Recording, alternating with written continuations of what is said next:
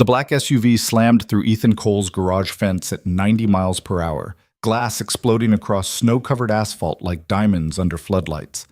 A woman stumbled out, bleeding from her temple, designer suit torn, her voice steady despite the terror in her eyes.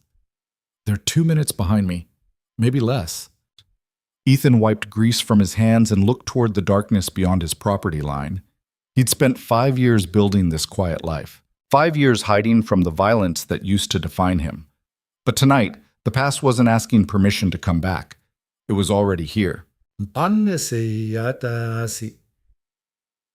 Before we begin, please like this video and comment with your city so I can see how far this story travels across the world. The metal sign outside read, "Cole's Garage, honest work, fair prices," in faded letters that hadn't been repainted since Ethan bought the place. It wasn't much. A single-bay garage on the edge of Carver Falls, Colorado, population 1,847, where the biggest excitement most weeks was arguing about plow schedules at the town council meetings. Ethan preferred it that way. He was under a '98 Chevy when his phone buzzed. Sophie's name lit up the screen. "Dad, Mrs. Chen says the snow's getting bad. Can you pick me up early?" Ethan rolled out from under the truck, his back protesting the concrete floor. 32 wasn't supposed to feel like 60, but some injuries never really healed. "I'll be there in 20 minutes, sweetheart. Pack up your stuff." "Already did. Love you. Love you too." Yeah. He hung up and glanced at the clock. 6:47 p.m. The blizzard forecast had been calling for heavy snow since yesterday, but Colorado weather was like that. Threaten apocalypse. Deliver 6 inches and some wind. Still, he'd promised Sophie's teacher he'd get there before the roads got dangerous. Ethan grabbed his coat from the hook near the office. The garage was warm from the space heater in the corner, country music playing softly from the radio. This was his world now. Oil changes, brake jobs, the occasional transmission rebuild.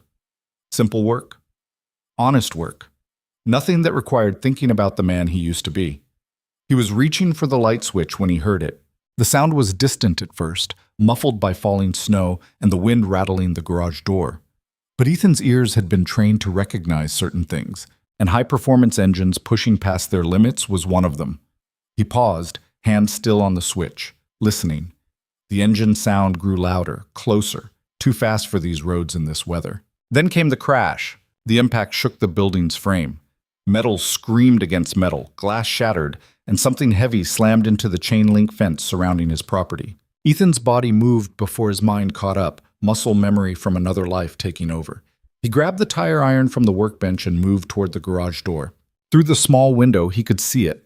A black Cadillac Escalade, front end crumpled, steam rising from the hood. The vehicle had torn through 30 feet of fence and come to rest sideways across his parking lot. Ethan hit the button.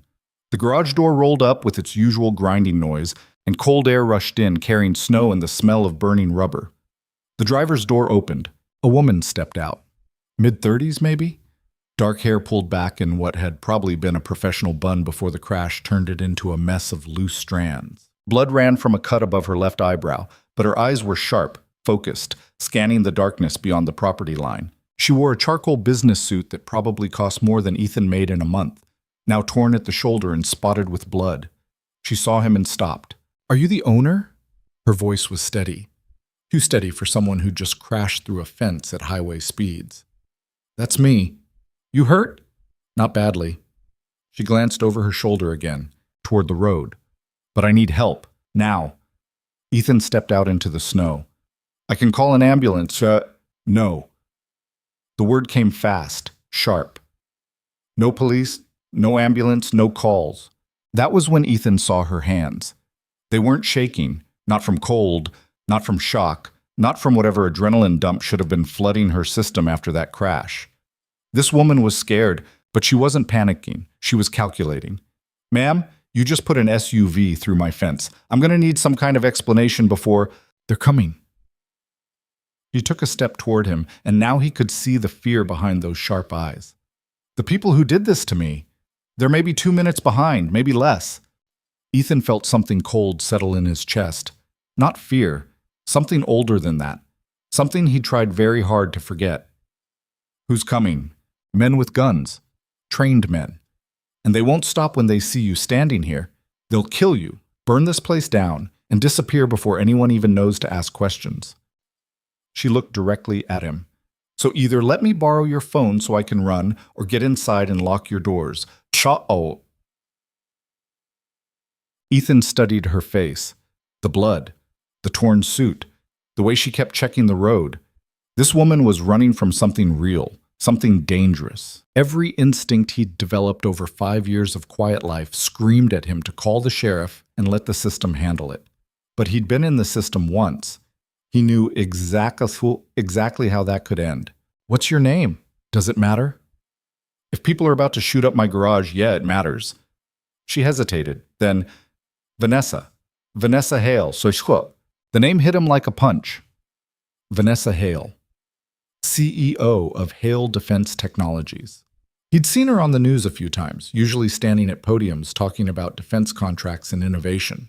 Forbes had called her one of the youngest self-made billionaires in America. What the hell was she doing crashing through his fence in rural Colorado? You're serious, he said, about the guns. Dead serious. Ethan looked past her toward the road. Headlights. Still distant, but moving fast.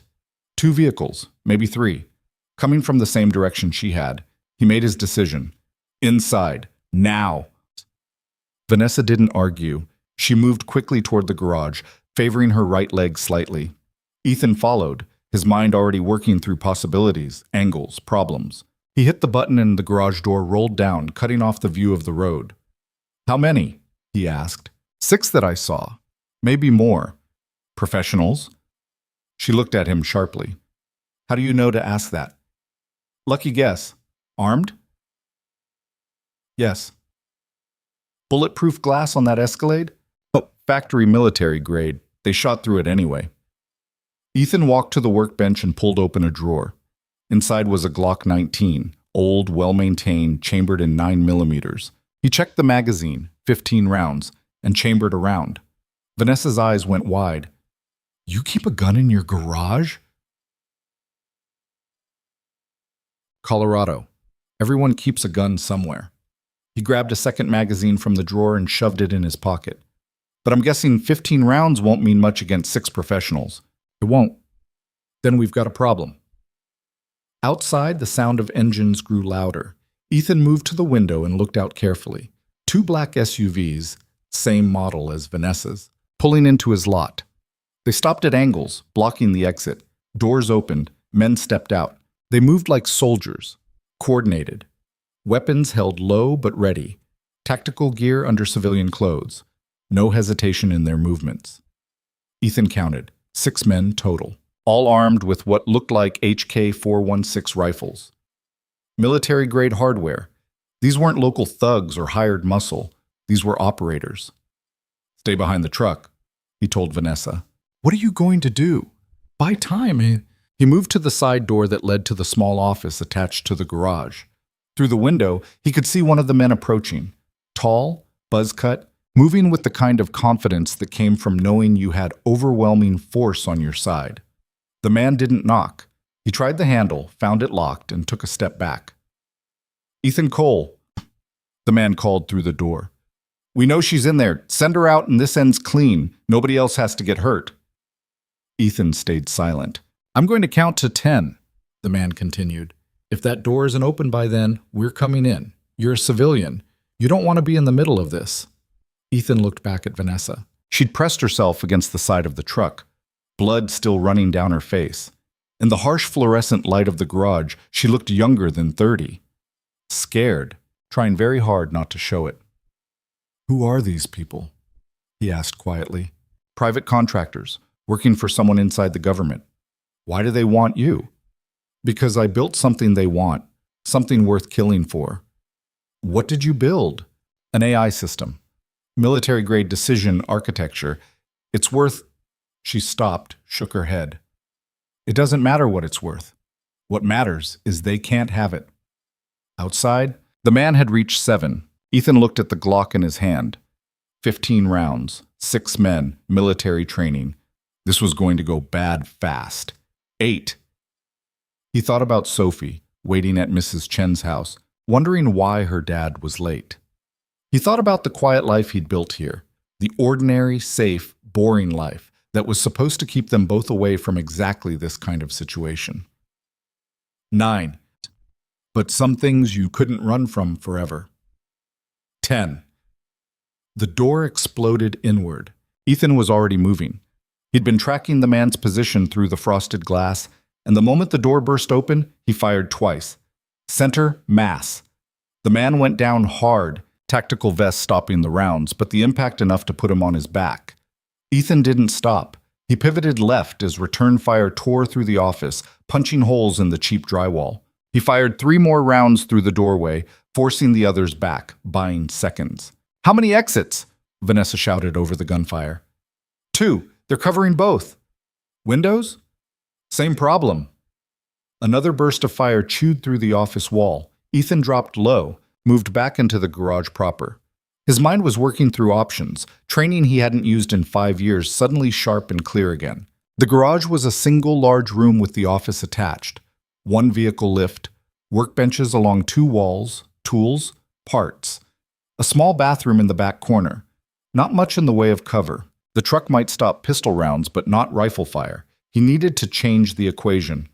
"The lights," he said to Vanessa. "Kill the lights." She understood immediately, scrambling to the wall switch. The fluorescent overhead went dark, plunging the garage into shadow, broken only by the dim glow from the office's security light. Through the broken door, Ethan could hear them communicating. Professional radio discipline, coordinates, angles. These men knew what they were doing. He moved to the workbench and grabbed a half-empty propane tank from a welding kit. Small, portable, maybe 5 pounds of fuel. "Stay down," he told Vanessa. He twisted the valve open, letting gas hiss into the air, then hurled the tank through the office doorway. It clanged against something metal, bounced, came to rest somewhere near the exterior door. 5 seconds. He counted them in his head while rifle muzzles appeared in the doorway, sweeping the dark garage. 4 seconds. 3. At 2 seconds, he fired a single round into the office. The explosion wasn't huge. Propane didn't work like gasoline in the movies, but it was enough. Flames erupted in the office, and the men at the door fell back, shouting. One of them was on fire, rolling in the snow. Ethan used the chaos. He moved to the main garage door and hit the button. The door began to rise with its agonizing mechanical slowness, revealing the parking lot and the 2 SUVs. A man appeared in the widening gap, rifle coming up. Ethan fired first. 3 rounds. The man went down. "Car!" Vanessa was pointing to an old Ford pickup parked near the back wall. "The keys?" "In the ignition." She ran for it while Ethan put 3 more rounds toward the office, keeping heads down. His magazine was empty. He dropped it, slapped in the spare, chambered a round. 15 more shots. That was all he had. The truck's engine roared to life. "Go!" Ethan sprinted for the passenger side, diving in as Vanessa threw the transmission into reverse. Tires screamed against concrete. The truck shot backward out of the garage into the snow. Gunfire erupted immediately. The rear window exploded. Bullets punched through the door panels. Vanessa didn't slow down. She spun the wheel hard, whipping the truck around in a spray of snow and gravel, then slammed it into drive. They rocketed forward toward the road, the old engine protesting but responding. More gunfire chased them. One of the SUVs was starting to move, coming after them. "They're faster than us," Vanessa said. "I know. We can't outrun them. I know." "Then what's the plan?" Ethan looked at the dark road ahead, snow falling heavy now, visibility maybe 50 feet. He thought about Sophie, about the quiet life, about all the reasons he'd promised himself he would never do this again. Then he pulled out his phone and made a call. "Sheriff's office. Deputy Chen, this is Ethan Cole. I need you to send every unit you have to my garage, right now." "Ethan, what's—" "Armed men. Multiple shooters. Officer needs assistance. Do it now." He hung up before she could ask questions. Vanessa stared at him. "I said no police." "You said no calls." "I didn't call the police. I called the sheriff. Different thing." Bashvanti, that's the same thing, Chol. Not in Colorado." He checked the side mirror. The SUV was gaining, its more powerful engine eating up the distance. "How long before your people realize you're not dead?" "I don't have people. I'm alone on this." Billionaire CEO doesn't have security? My head of security is who sold me out. She took a corner too fast, the truck fishtailing before finding traction. I found the proof yesterday. By the time I realized how deep this went, they were already coming for me. The pursuing SUV was 50 yards back. 40. Its headlights filled the cab. The AI system you built, Ethan said. Does it work? Yes. Is it worth dying for? Vanessa looked at him, really looked at him, and something in her expression shifted. I don't want to die, but I'm not giving it to them either. 30 yards, 25. Ethan made another decision he knew he'd probably regret. Turn around. What? Turn the truck around. We're going back. Are you insane? Probably. Turn around. Vanessa hesitated for only a second, then yanked the wheel hard. The truck spun, tires losing grip, sliding sideways through the snow. For a moment they were perpendicular to the road, completely exposed. Then the tires caught, and they were accelerating back the way they'd come, straight toward the pursuing SUV. The two vehicles rushed toward each other like medieval knights in a joust. 60 miles per hour closing speed, 40 yards, 30. Whatever you're thinking, Vanessa said tightly, now would be a good time. 20 yards. Ethan aimed through the shattered rear window and fired. Not at the SUV. He knew better than to waste ammunition on armored glass. He aimed at the road surface, right in front of the vehicle. The bullet sparked off asphalt. It wasn't much, but it was enough to make the driver flinch, to jerk the wheel instinctively away from incoming fire. The SUV swerved right. Its wheels hit the soft shoulder. At that speed, in that snow, there was no recovering. The vehicle went sideways, then rolled, metal shrieking as it tumbled through the ditch. Vanessa rocketed past the wreck without slowing. My garage, Ethan said. Head back there. You want to go back to where they know we are? They think we're running. Let them chase ghosts for a while. We need time to think. They reached the garage 3 minutes later. The office was still smoldering. The man Ethan had shot was gone, either helped away by his team or tough enough to walk on his own. No sign of the others. Vanessa pulled the truck inside and Ethan hit the door button. It rolled down, sealing them in. For a moment, neither of them spoke. The adrenaline was starting to wear off, replaced by the shaky aftermath that always followed violence. Ethan's hands weren't quite steady as he ejected the magazine and checked the rounds. 8 left. You're not a mechanic, Vanessa said quietly. I am now. But you weren't always. Ethan didn't answer. He moved to the bathroom, grabbed the first aid kit from under the sink, and brought it back to where Vanessa was leaning against the truck. Let me see that cut. She didn't argue. Up close, he could see it wasn't as bad as all the blood made it look. Scalp wounds always bled like hell, but it would need stitches. I can butterfly it for now, he said, opening the kit. But you'll want a real doctor to look at it. Can't risk a hospital. I know. He cleaned the wound with antiseptic, and Vanessa hissed but didn't pull away. You knew they were coming for you. You were ready to run. I have eyes inside the organization. Someone I trust warned me they were moving tonight. But not enough warning to get proper help. No? Ethan applied the butterfly bandages carefully, pulling the edges of the cut together. His hands were steadier now, falling into the familiar rhythm of field medicine. How'd you end up at my garage? Random. I was just looking for somewhere to stop, somewhere remote. Us. She paused. Bad luck for you. Maybe. He finished with the bandage and stepped back. Or maybe not. What does that mean? Before he could answer, his phone rang. The display said, Mrs. Chen. Ethan's stomach dropped. He'd forgotten. Sophie. He answered. Mrs. Chen, I'm so sorry. Ethan, there are men here. His blood turned to ice. What? Men in suits. They showed up 20 minutes ago asking about Sophie, asking if anyone had seen you. I told them no. But Ethan, they're not leaving. They're just sitting in their car outside my house, watching. Ethan looked at Vanessa. She'd gone pale. Mrs. Chen, listen to me very carefully. Take Sophie to your basement. Lock the door. Do not come out until I get there. Do you understand? Ethan, what's happening? Please, just do what I'm asking. Okay? Okay. We're going now. She hung up. The rage that filled Ethan's chest was old and familiar. He'd spent 5 years trying to bury it. 5 years building a life where his daughter would never have to see what he was capable of. But they'd gone to her school. They'd put men outside her teacher's house. They'd threatened Sophie. I'm sorry, Vanessa said. Her voice was barely a whisper. I'm so sorry.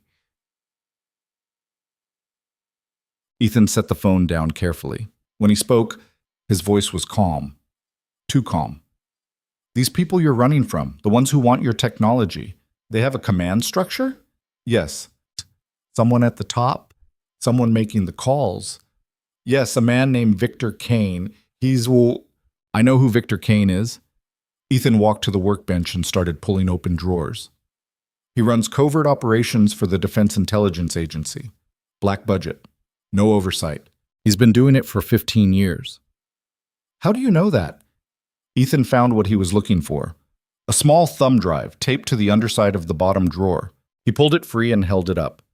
Because 5 years ago, I used to work for him. The silence that followed was absolute. Vanessa stared at him. What? My name wasn't always Ethan Cole. Well, the Ethan part was real, but I had a different last name.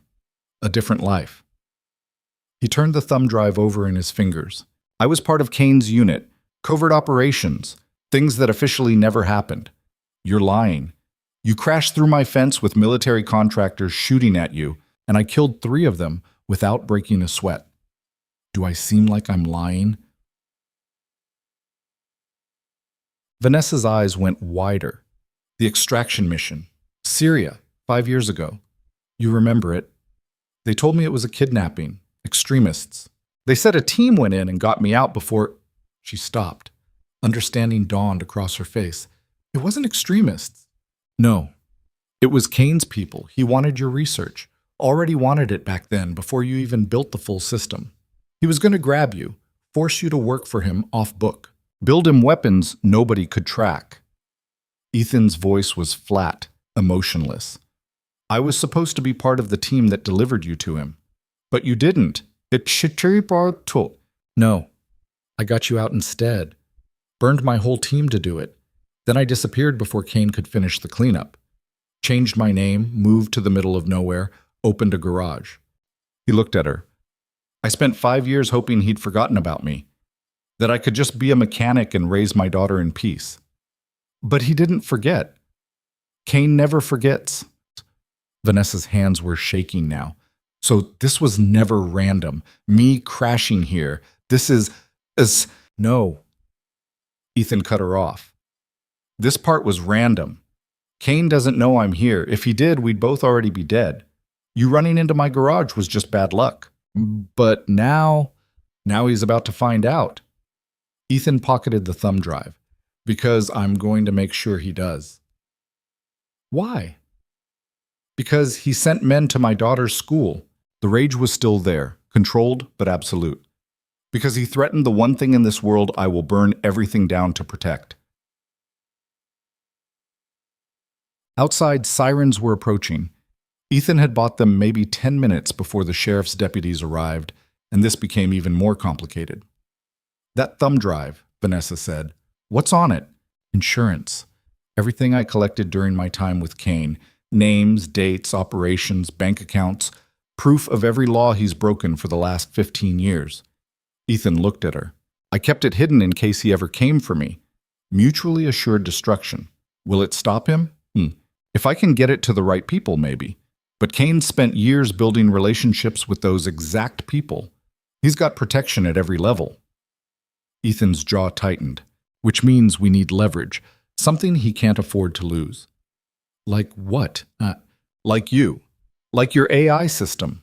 Like proof that he's running an illegal operation to steal military technology from American citizens. Ethan pulled out his phone again. You said someone inside your organization warned you. Someone you trust. Can you contact them? Yes. My CTO, Rebecca Park. She's the only one who knows the full truth about what I built. Call her. Tell her to grab every piece of evidence she has about Kane's operation and bring it to... He stopped. The sirens were getting very close now. Tell her to bring it to county lockup. We're about to be arrested. What? It's the only play we have. Right now, Kane's contractors are out there looking for us. They have mobility, resources, numbers, but they can't walk into a sheriff's station and start shooting deputies. Not without causing the kind of attention that even Kane can't cover up. Ethan moved toward the garage door. We let the sheriff take us in.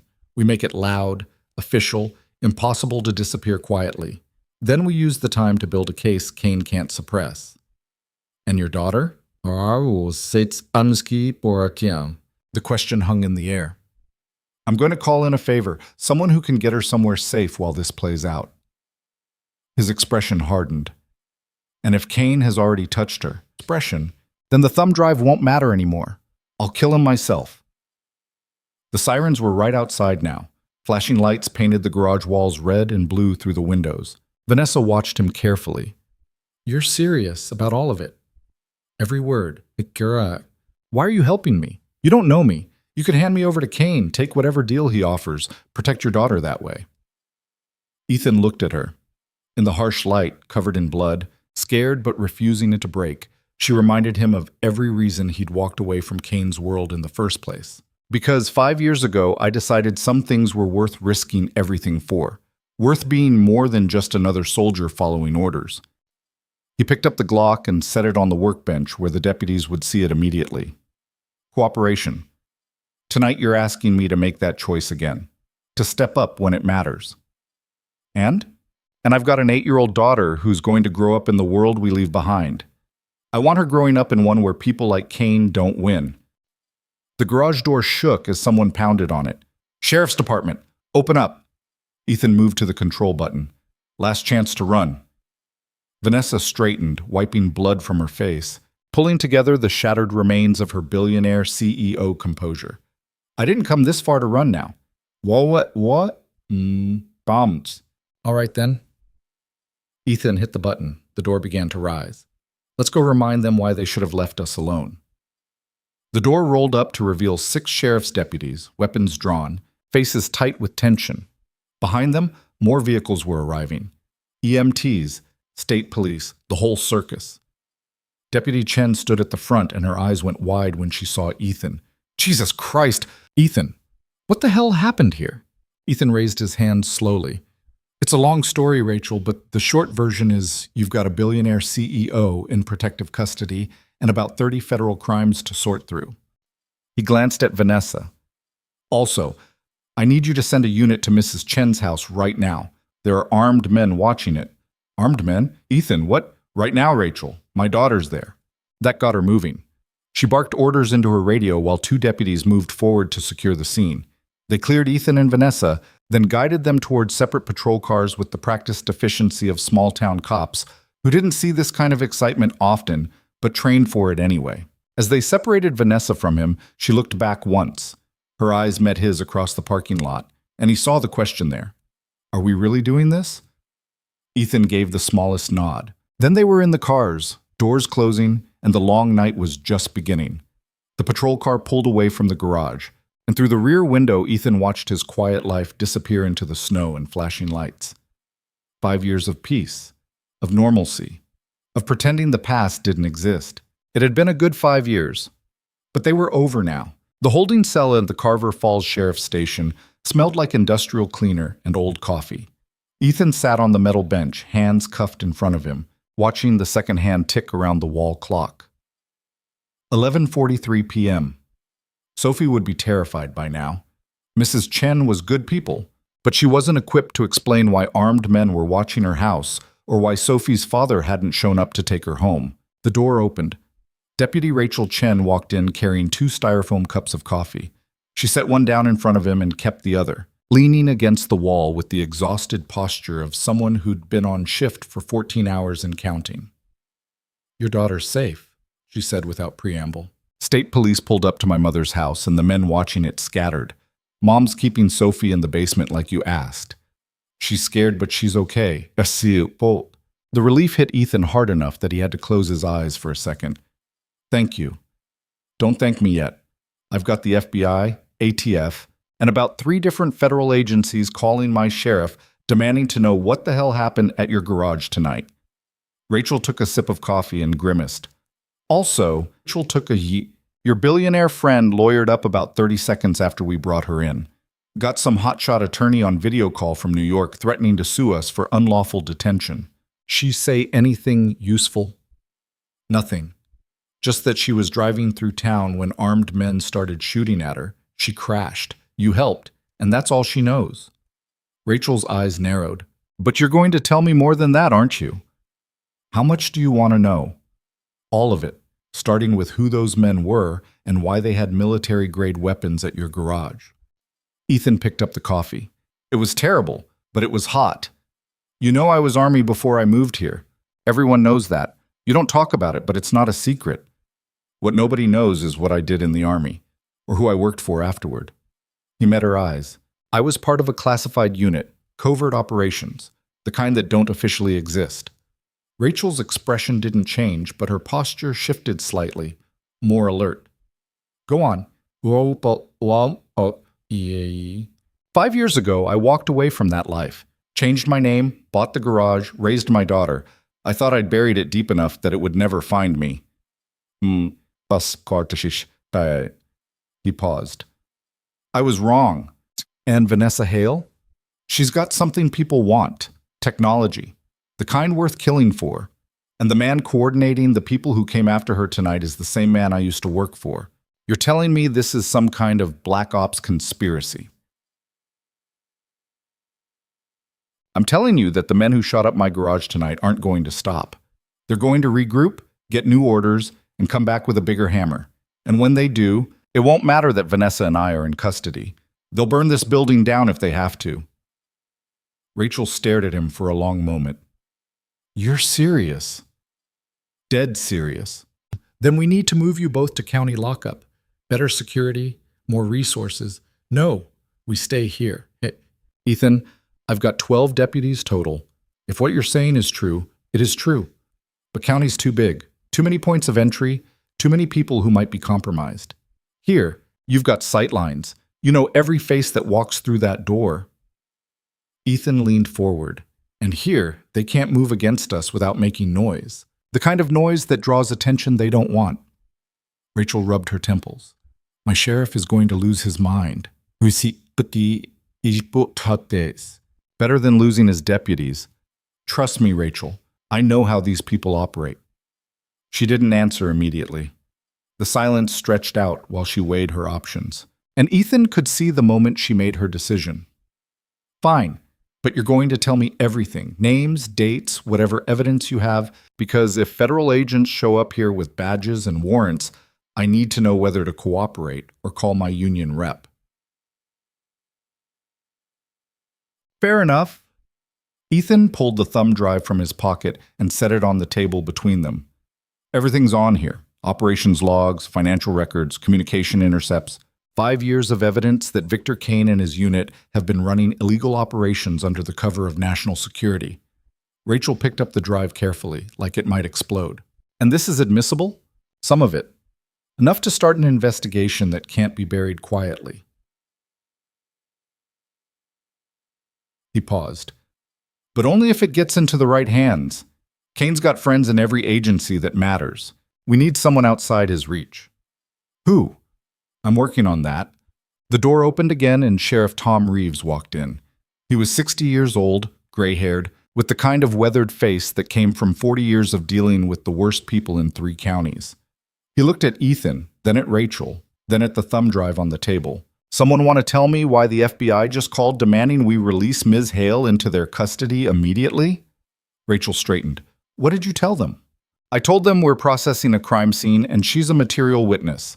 That bought us maybe 3 hours before they show up with federal marshals. He pointed at Ethan. You're the mechanic who never talks about his past. Now I've got dead bodies at your garage and feds crawling up my ass. Start explaining.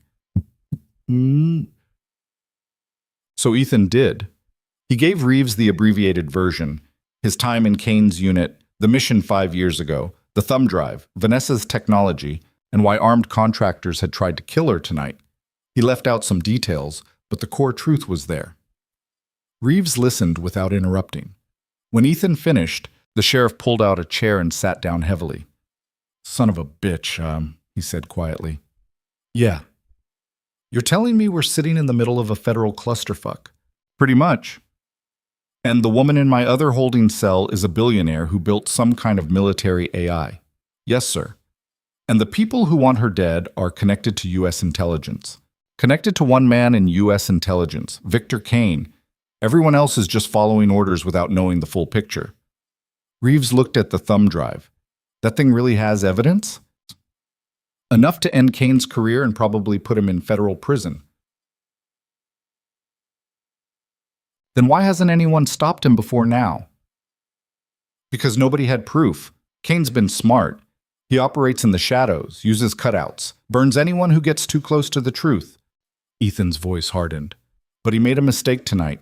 He sent people after Vanessa in the United States, on American soil, using military contractors. That's harder to hide than operations overseas. Unless he kills everyone who knows about it, Rachel said quietly. That's the plan, yeah. Reeves stood up and paced to the window. Outside, the snow was still falling, covering everything in clean white silence. FBI will be here by morning. When they arrive, they'll take Miss Hale and probably you too. Once you're in their custody, Kane can make you both disappear. I know. So what's your play? Well, we need to get this information to someone Kane can't touch. Someone with enough authority to launch an investigation he can't suppress. Ethan looked at Rachel. You said Vanessa's lawyer is on video call? Yeah, some Manhattan firm. Why? Because she didn't just call any lawyer. She called someone she trusts. Someone outside Kane's reach. He stood up. I need to talk to her. Reeves and Rachel exchanged glances. Ethan, Reeves said slowly, you're technically under arrest for what? Defending myself? Helping a woman who was being attacked? Ethan shook his head. You and I both know you're not charging me with anything. You're holding me in protective custody while you figure out what the hell to do. Which means I can waive my right to separate detention and request to speak with Ms. Hale. It's all legal. Reeves sighed. Rachel, go get Ms. Hale. Bring her to interview room 2. And someone get these cuffs off Mr. Cole. Motsasi. 3 minutes later, Ethan sat across a metal table from Vanessa Hale. She'd cleaned the blood off her face, and someone had given her a sheriff's department sweatshirt to replace her torn suit jacket. The butterfly bandages on her forehead were already starting to peel at the edges. She looked exhausted and wired at the same time, running on adrenaline and fear. Your lawyer still on the line? Ethan asked. Yes, Rebecca made some calls, got me representation fast. Rebecca Park, your CTO. You remember. I remember everything you told me tonight. He leaned forward. Did she find the evidence? The proof about Kane's operation? Vanessa nodded slowly. She's been digging for weeks, ever since I found out my head of security was feeding information to someone outside the company. She's got communications, financial transfers, meeting logs. Everything that proves Kane's been trying to acquire my technology through illegal channels. Where is she now? Safe House, Manhattan, with copies of everything stored in 3 separate locations. Vanessa's eyes were sharp despite the exhaustion. But that doesn't help us if we're dead before we can use it. We're not going to die. You sound very confident for someone sitting in a holding cell. I've been in worse situations. Have you? There was an edge to her voice now. Because from where I'm sitting, we've got maybe hours before federal agents show up and hand us over to the same people who tried to kill me tonight. That's not going to happen. Why not? Because I spent 5 years preparing for the possibility that Kane would find me. I've got contingencies. People who owe me favors. Ways to get information to the right places even if I'm not around to deliver it myself. He paused. But there's something I need from you first. What? The truth about what you built. Not the corporate press release version. The real version. Vanessa studied his face for a moment, then made a decision. It's called Aegis, Autonomous Executive Guardian Intelligence System. On paper, it's a military decision support platform. Processes tactical data, runs simulations, helps commanders make faster decisions in combat situations. And off paper, off paper, It's the most advanced artificial intelligence system ever built for military applications. It doesn't just support decisions, it makes them. It can coordinate drone strikes, manage battlefield logistics, even predict enemy movements with 93% accuracy. She looked down at her hands. In the wrong hands, Aegis could wage war without human oversight. No checks, no balances, just pure algorithmic efficiency. Jesus. The Defense Department commissioned it 3 years ago, paid for the research, the development, everything. But I built in safeguards, kill switches, ways to shut it down if it ever started operating outside ethical parameters. Her voice got quieter. Kane found out about those safeguards 6 months ago. He wanted me to remove them, said they compromised operational effectiveness. And you refused. Of course I refused. Aegis without safeguards isn't a defense system. It's a weapon of mass destruction. She met his eyes. That's when Kane started planning to take control. If I won't remove the safeguards willingly, he'll take the system and do it himself. Can he? Without you? Eventually, with enough time and the right people, yes. But it would take months, maybe years, and there'd be gaps in the code, vulnerabilities he wouldn't know about. She leaned forward. That's why he wants me alive. He needs me to make it work properly. Once he has what he needs, he kills you. Yes. The silence that followed was heavy. This system, Ethan said finally. Aegis, where is it now, Seth? Distributed across 17 secure servers, military-grade encryption, air-gapped from public networks. Vanessa's expression was grim. But Kane has people inside the Defense Department. If he gets authorization to access those servers under the guise of a security review or emergency protocol, he could copy everything before anyone realizes what's happening. So we need to stop him before he gets that authorization. That's what I've been trying to do for 6 months. But he's too well connected. Every time I tried to raise concerns through official channels, I got stonewalled. Every report I filed got buried. Every meeting I requested got canceled. Frustration bled through her voice. He's built a wall around himself using bureaucracy and classified operations. The normal systems don't work. Then we use abnormal systems. Like what? Ethan pulled out his phone. Like going to the one person in government Kane has never been able to completely control.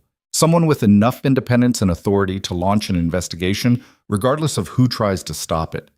He dialed a number he hadn't called in 5 years. It rang 4 times before someone picked up. This is Harmon.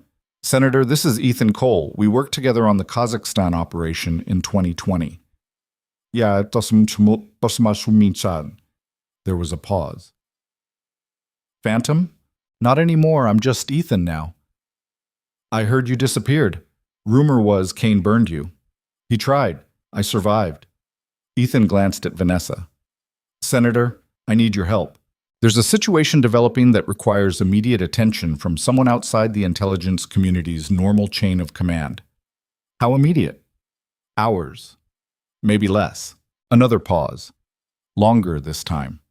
Senator James Harmon had spent 20 years on the Senate Intelligence Committee.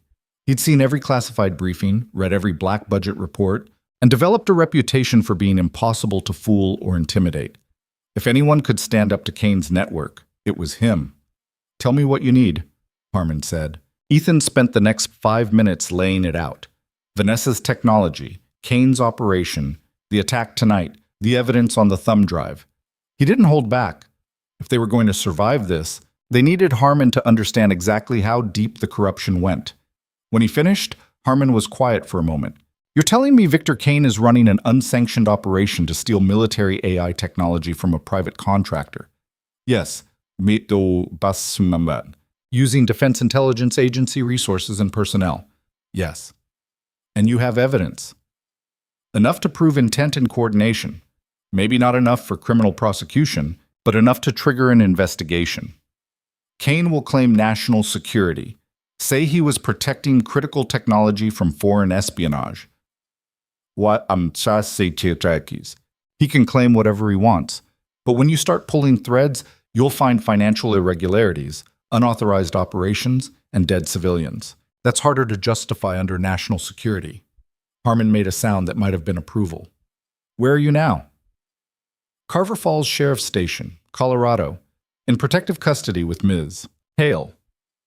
FBI's been calling everyone in Washington demanding her release. Joust. Ease. I know, that's Kane's play. Get her into federal custody where he can control what happens next. Can you hold out until morning? Maybe. Depends how hard Kane pushes. I'll make some calls. Get the Intelligence Committee staff working on subpoenas. Once we have official oversight inquiries filed, it becomes much harder for Kane to move against you without triggering scrutiny. Harmon's voice hardened. But Ethan, understand something. If you're wrong about this, if Kane's operation is legitimate and you're interfering with sanctioned activity, I can't protect you. I'm not wrong. Good. Then stay alive until I can get resources to your position. He hung up. Ethan set the phone down and looked at Vanessa. That bought us maybe 6 hours. Harmon's good, but Kane's network runs deep. The moment he hears the Intelligence Committee is asking questions, he'll know we reached out. So what do? We prepare for the worst. The door opened and Sheriff Reeves stepped in. Mr. Cole, there's someone here to see you. Who? Your daughter. Everything stopped.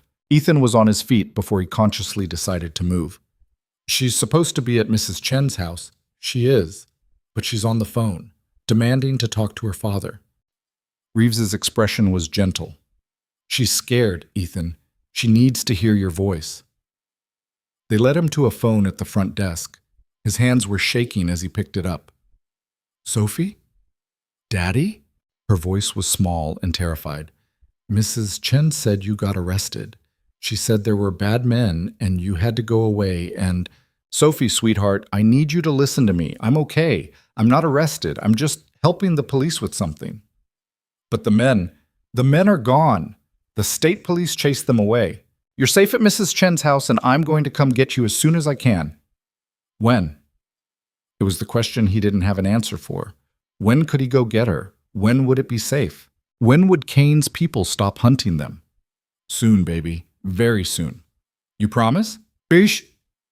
Bob, always. The lie came easier than it should have. I promise. I'm scared. I know, but Mrs. Chen is keeping you safe, and I'm working with good people to make sure everything's okay. Can you be brave for me? I guess. That's my girl. Now I need you to do something for me. Can you put Mrs. Chen back on? Okay. I love you, Daddy. I love you too, Sophie. More than anything. There was rustling, then Mrs. Chen's voice. Ethan?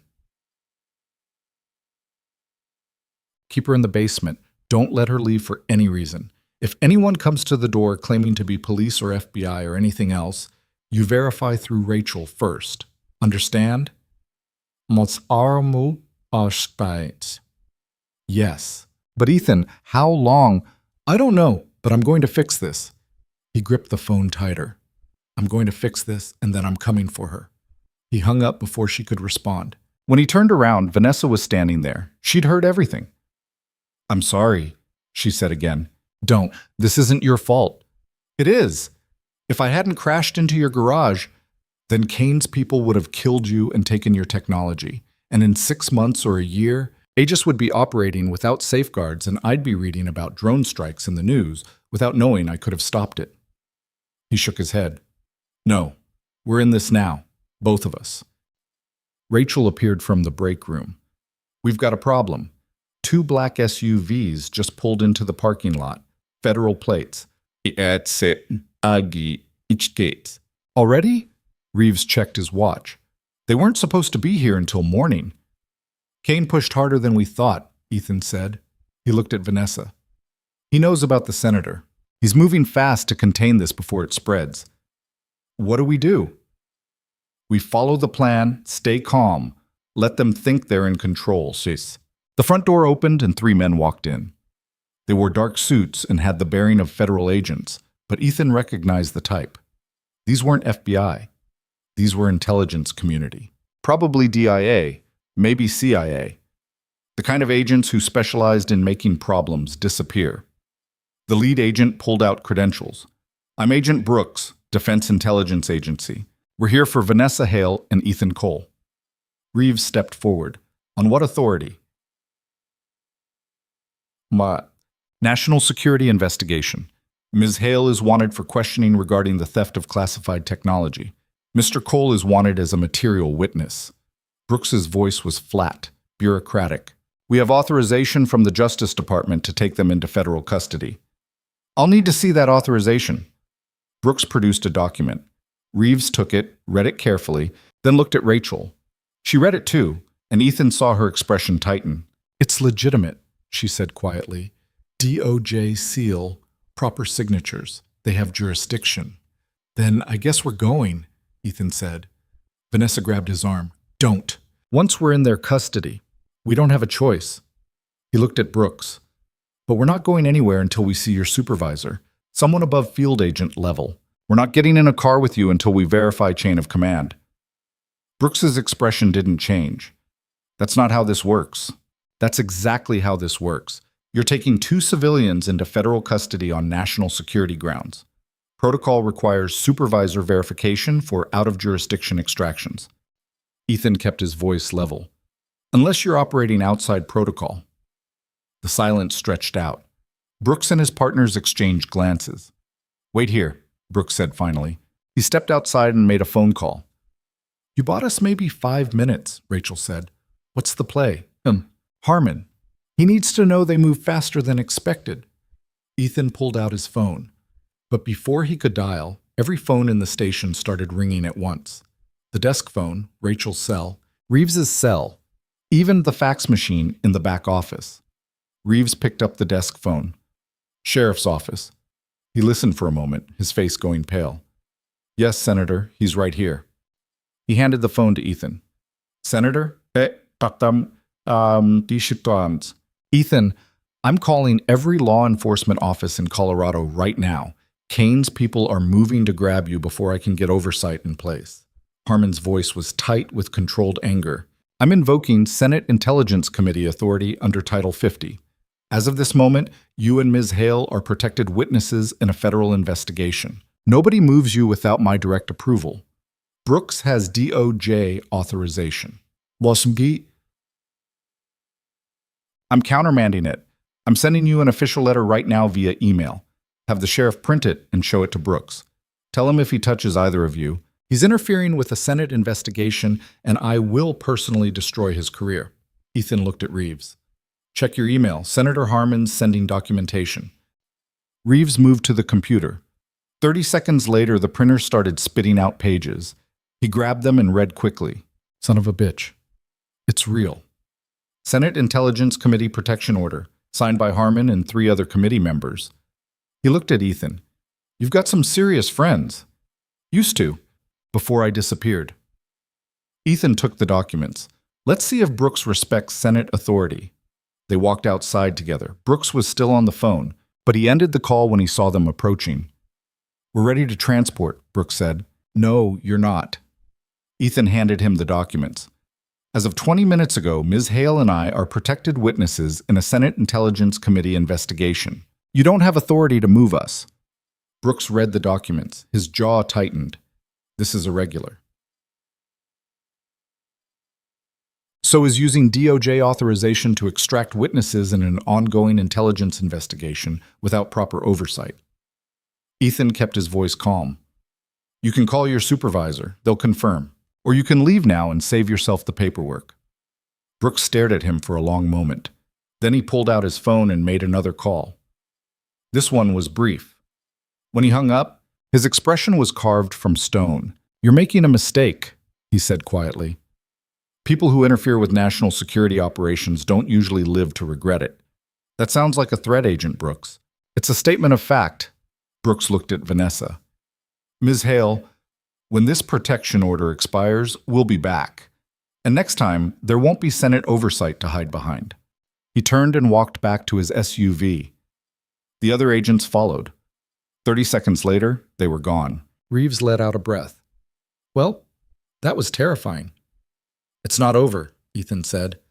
That was Kane testing boundaries, seeing how far he can push before someone pushes back. Now he knows the Senate's involved. Is that good or bad? Depends on how desperate he is. They went back inside. Vanessa was shaking, adrenaline finally catching up to her. Rachel guided her to a chair and brought her water. How long does Senate protection last? Vanessa asked. As long as Harmon can justify it to the committee. Maybe 48 hours. Maybe less if Kane can produce evidence that makes us look like the criminals. Ethan sat down across from her. Which means we have 2 days to build a case strong enough that Kane can't suppress it. Rebecca's evidence won't be enough by itself. Kane will claim it's fabricated or taken out of context. We need something ironclad, something that proves intent beyond any reasonable doubt. Like what? Ethan was quiet for a moment, then he said, like Kane himself, on record, admitting what he's done. You want to get a confession? I want to force him into a position where he has to choose between admitting the truth or committing perjury in front of Senate oversight. He looked at her. Your AI system, Aegis. Can it be demonstrated? Shown to work in real time? Yes, but it would require access to the secure servers. What if I told you I know someone who can get us that access?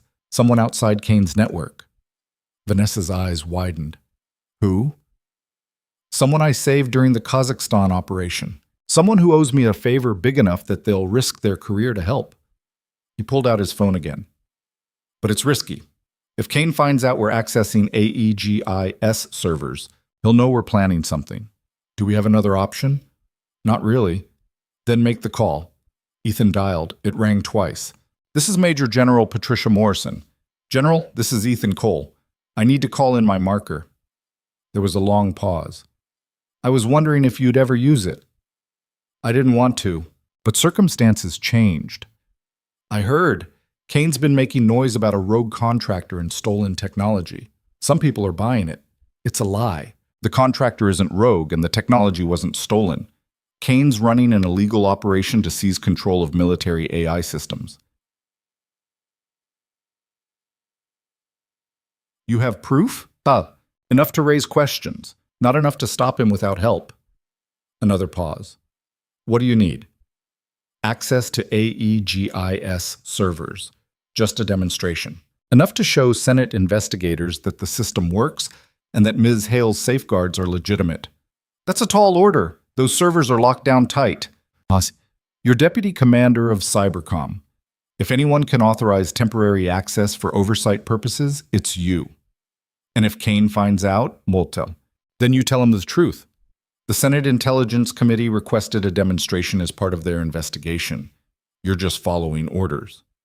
Morrison was quiet for a long moment. You saved my life in Kazakhstan. I remember. Fine. I'll authorize a 30-minute access window, tomorrow at 1400 hours. That's all I can give you without raising red flags. That's all we need. Ethan, be careful. Kane doesn't lose gracefully. I know. She hung up. Ethan looked at Vanessa. We've got 24 hours to prepare. After that, we demonstrate AEGIS for the Senate committee and force Kane to respond. If he tries to stop the demonstration, it proves he's hiding something. If he doesn't stop it, the committee sees exactly what he's been trying to steal. And then he either surrenders or he escalates. Either way, we'll know. The rest of the night passed in tense preparation. Rebecca Park arrived from New York on a red-eye flight, carrying encrypted hard drives with evidence of Kane's operation. She was a sharp-eyed woman in her 40s who looked like she hadn't slept in a week. Vanessa, she said when they brought her into the conference room. Thank God you're alive. Barely. Well, Vanessa hugged her. Did you bring everything? You're watching everything I could carry. Financial records, communications, meeting logs. Enough to prove Kane's been working on this for at least 18 months. Rebecca set the drives on the table, but I also found something else. Something worse. What? Kane's not just trying to steal AEGIS. He's been building his own version, a parallel development program funded through black budget allocations. He's already got a prototype. The room went silent. How far along? Ethan asked. Maybe 60% functional, without Vanessa's safeguards, obviously. But if he gets his hands on the full AEGIS code, he can integrate it into his version and have a weaponized AI system operational within weeks. Vanessa's face went pale. He's been planning this since the beginning. Yes, every meeting, every request for technical specifications, every security review, he was gathering information to build his own copy.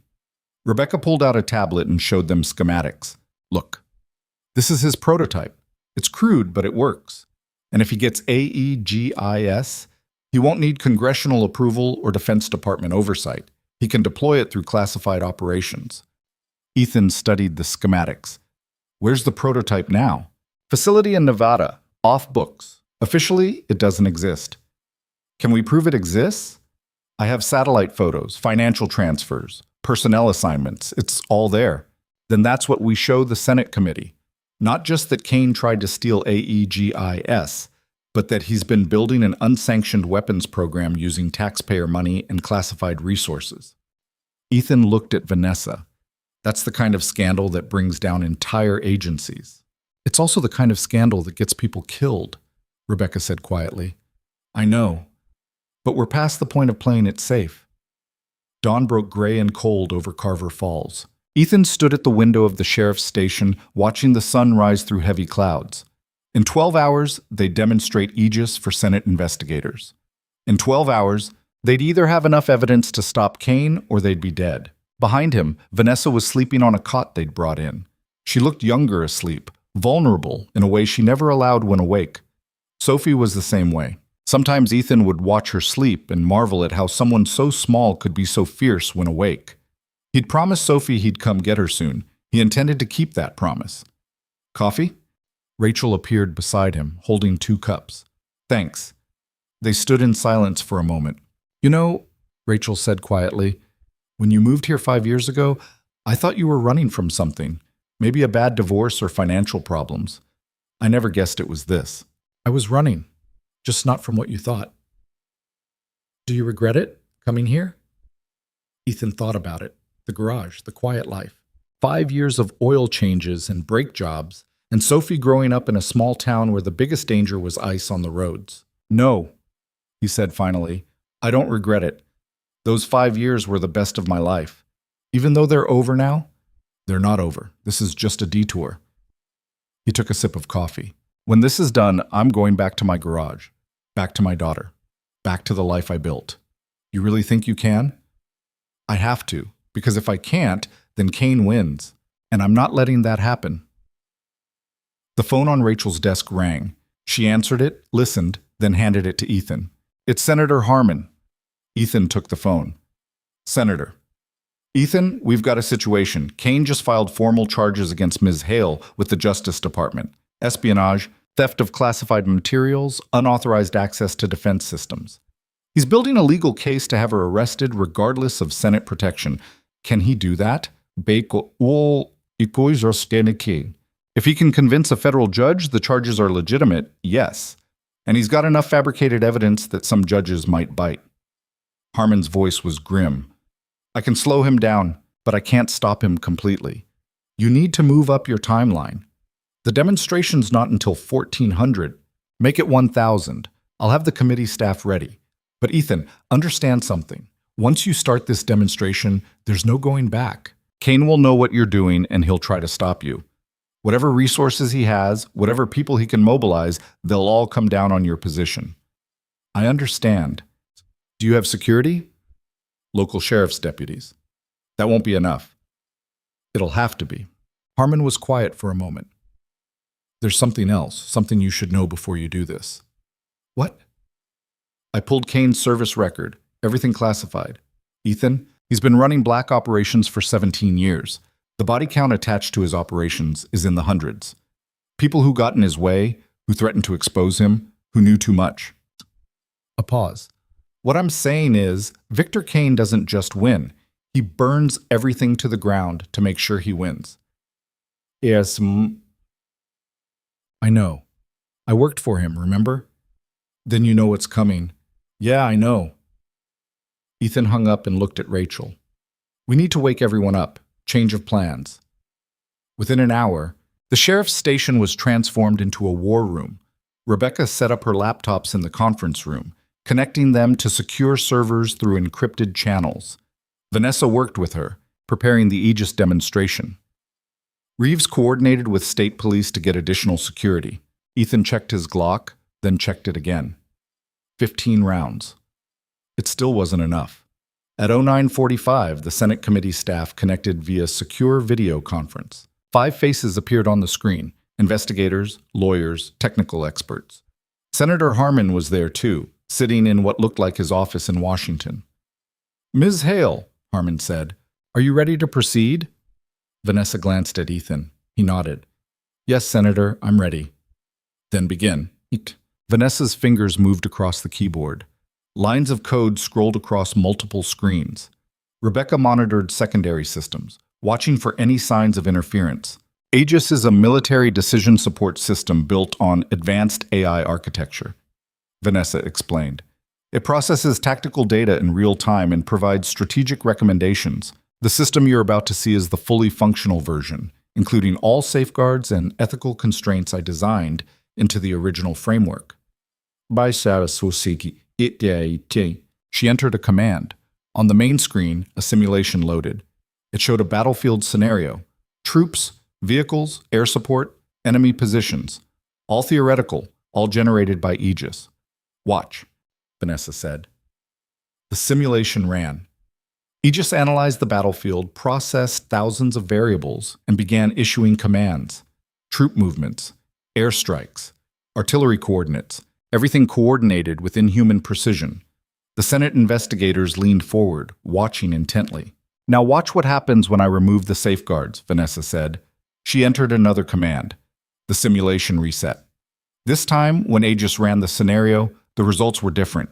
More aggressive, more lethal. Civilian casualties jumped from 0 to dozens. Collateral damage increased by 300%. This is what Aegis becomes without ethical constraints, Vanessa said quietly.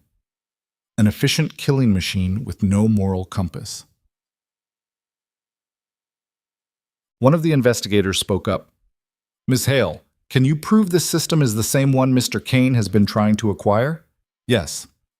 She pulled up documentation, design specifications, development timelines. "These are the original military contracts, and here," she pulled up more files, "are communications between my company and DIA officials over the past 18 months. You can see Kane's team requesting increasingly detailed technical specifications under the guise of security reviews." Rebecca added more evidence. "And these are financial records showing unauthorized transfers from black budget accounts to private contractors. The same contractors who attacked Ms. Hale last night." The evidence mounted. Document after document, email after email, a pattern of illegal activity spanning months. Then the power went out. The screens went dark. The conference room plunged into shadow. Emergency lights kicked in, casting everything in dim red. "What happened?" Harmon's voice came through a laptop running on battery power. Ethan was already moving. "Get away from the windows." He pulled Vanessa and Rebecca toward the interior wall. Outside, through the windows, he could see vehicles arriving. Not sheriff's vehicles, not FBI. Military-style SUVs, at least 6 of them. "Rachel!" Ethan shouted. She appeared in the doorway.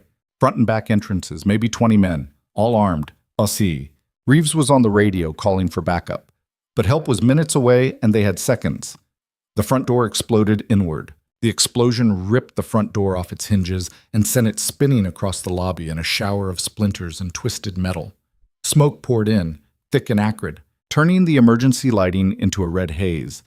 Through it came the first operative, rifle up, moving with the kind of precision that said Special Forces training. Ethan fired twice before the man cleared the threshold. Center mass.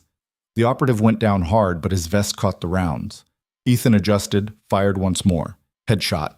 The man dropped and didn't move. "Back office!" Ethan shouted. "Move now!"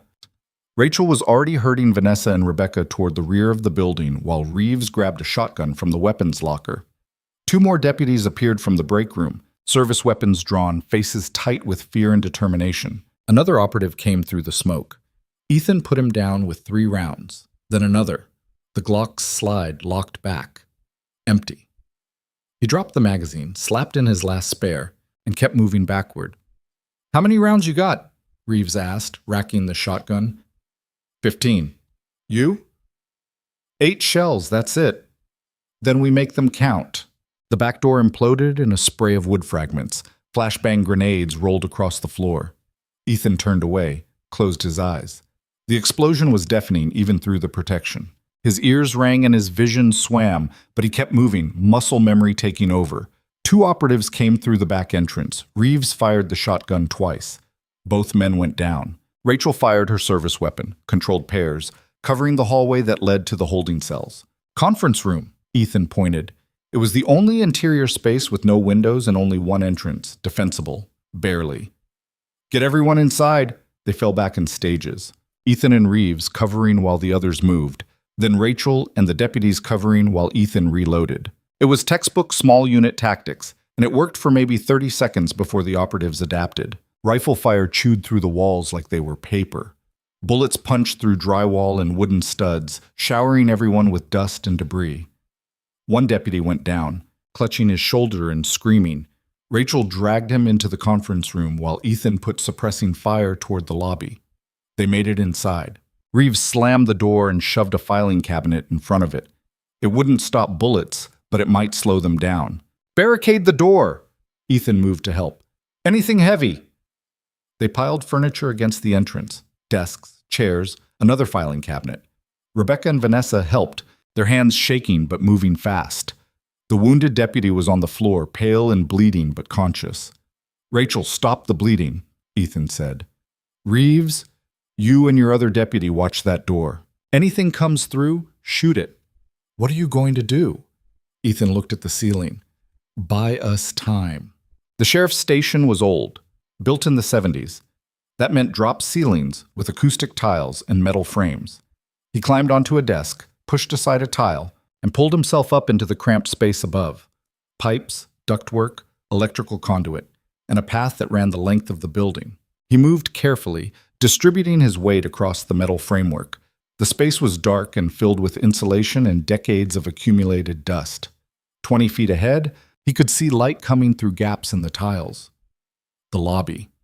Where the operatives were staging their assault, voices filtered up through the ceiling, professional radio chatter, coordinates, breach points. These men were coordinating a tactical entry, and they had the building surrounded. Ethan found a position above the lobby and carefully lifted a ceiling tile a fraction of an inch. Through the gap, he could see 6 operatives, all armed with HK-416 rifles, all moving with the confidence of people who knew they had overwhelming force. He pulled the tile back fully, slow, quiet. Nobody looked up. Ethan aimed down through the opening and fired 4 times in rapid succession. The angle was terrible and the lighting worse, but at this range it didn't matter much. 2 operatives went down before the others reacted. They scattered, taking cover, rifles swinging up toward the ceiling. Ethan rolled sideways as return fire tore through the acoustic tiles. Bullets punched through the thin material, some hitting pipes and sending steam hissing into the crawl space. He scrambled along the framework toward the east side of the building, putting distance between himself and the breach point. More tiles exploded as the operatives fired blind into the ceiling. Ethan kept moving. His knee hit a pipe wrong and pain shot up his leg, but he didn't slow down. Behind him, he could hear the operatives shouting orders, adapting to the threat. He reached a position above the armory, the small room where the sheriff kept the department's rifles and body armor. The door was locked, but Ethan could see it through gaps in the ceiling. He dropped down, landing hard on the concrete floor, his bad knee protesting. The armory door had a simple deadbolt. Ethan kicked it once, twice. The frame splintered and the door swung open.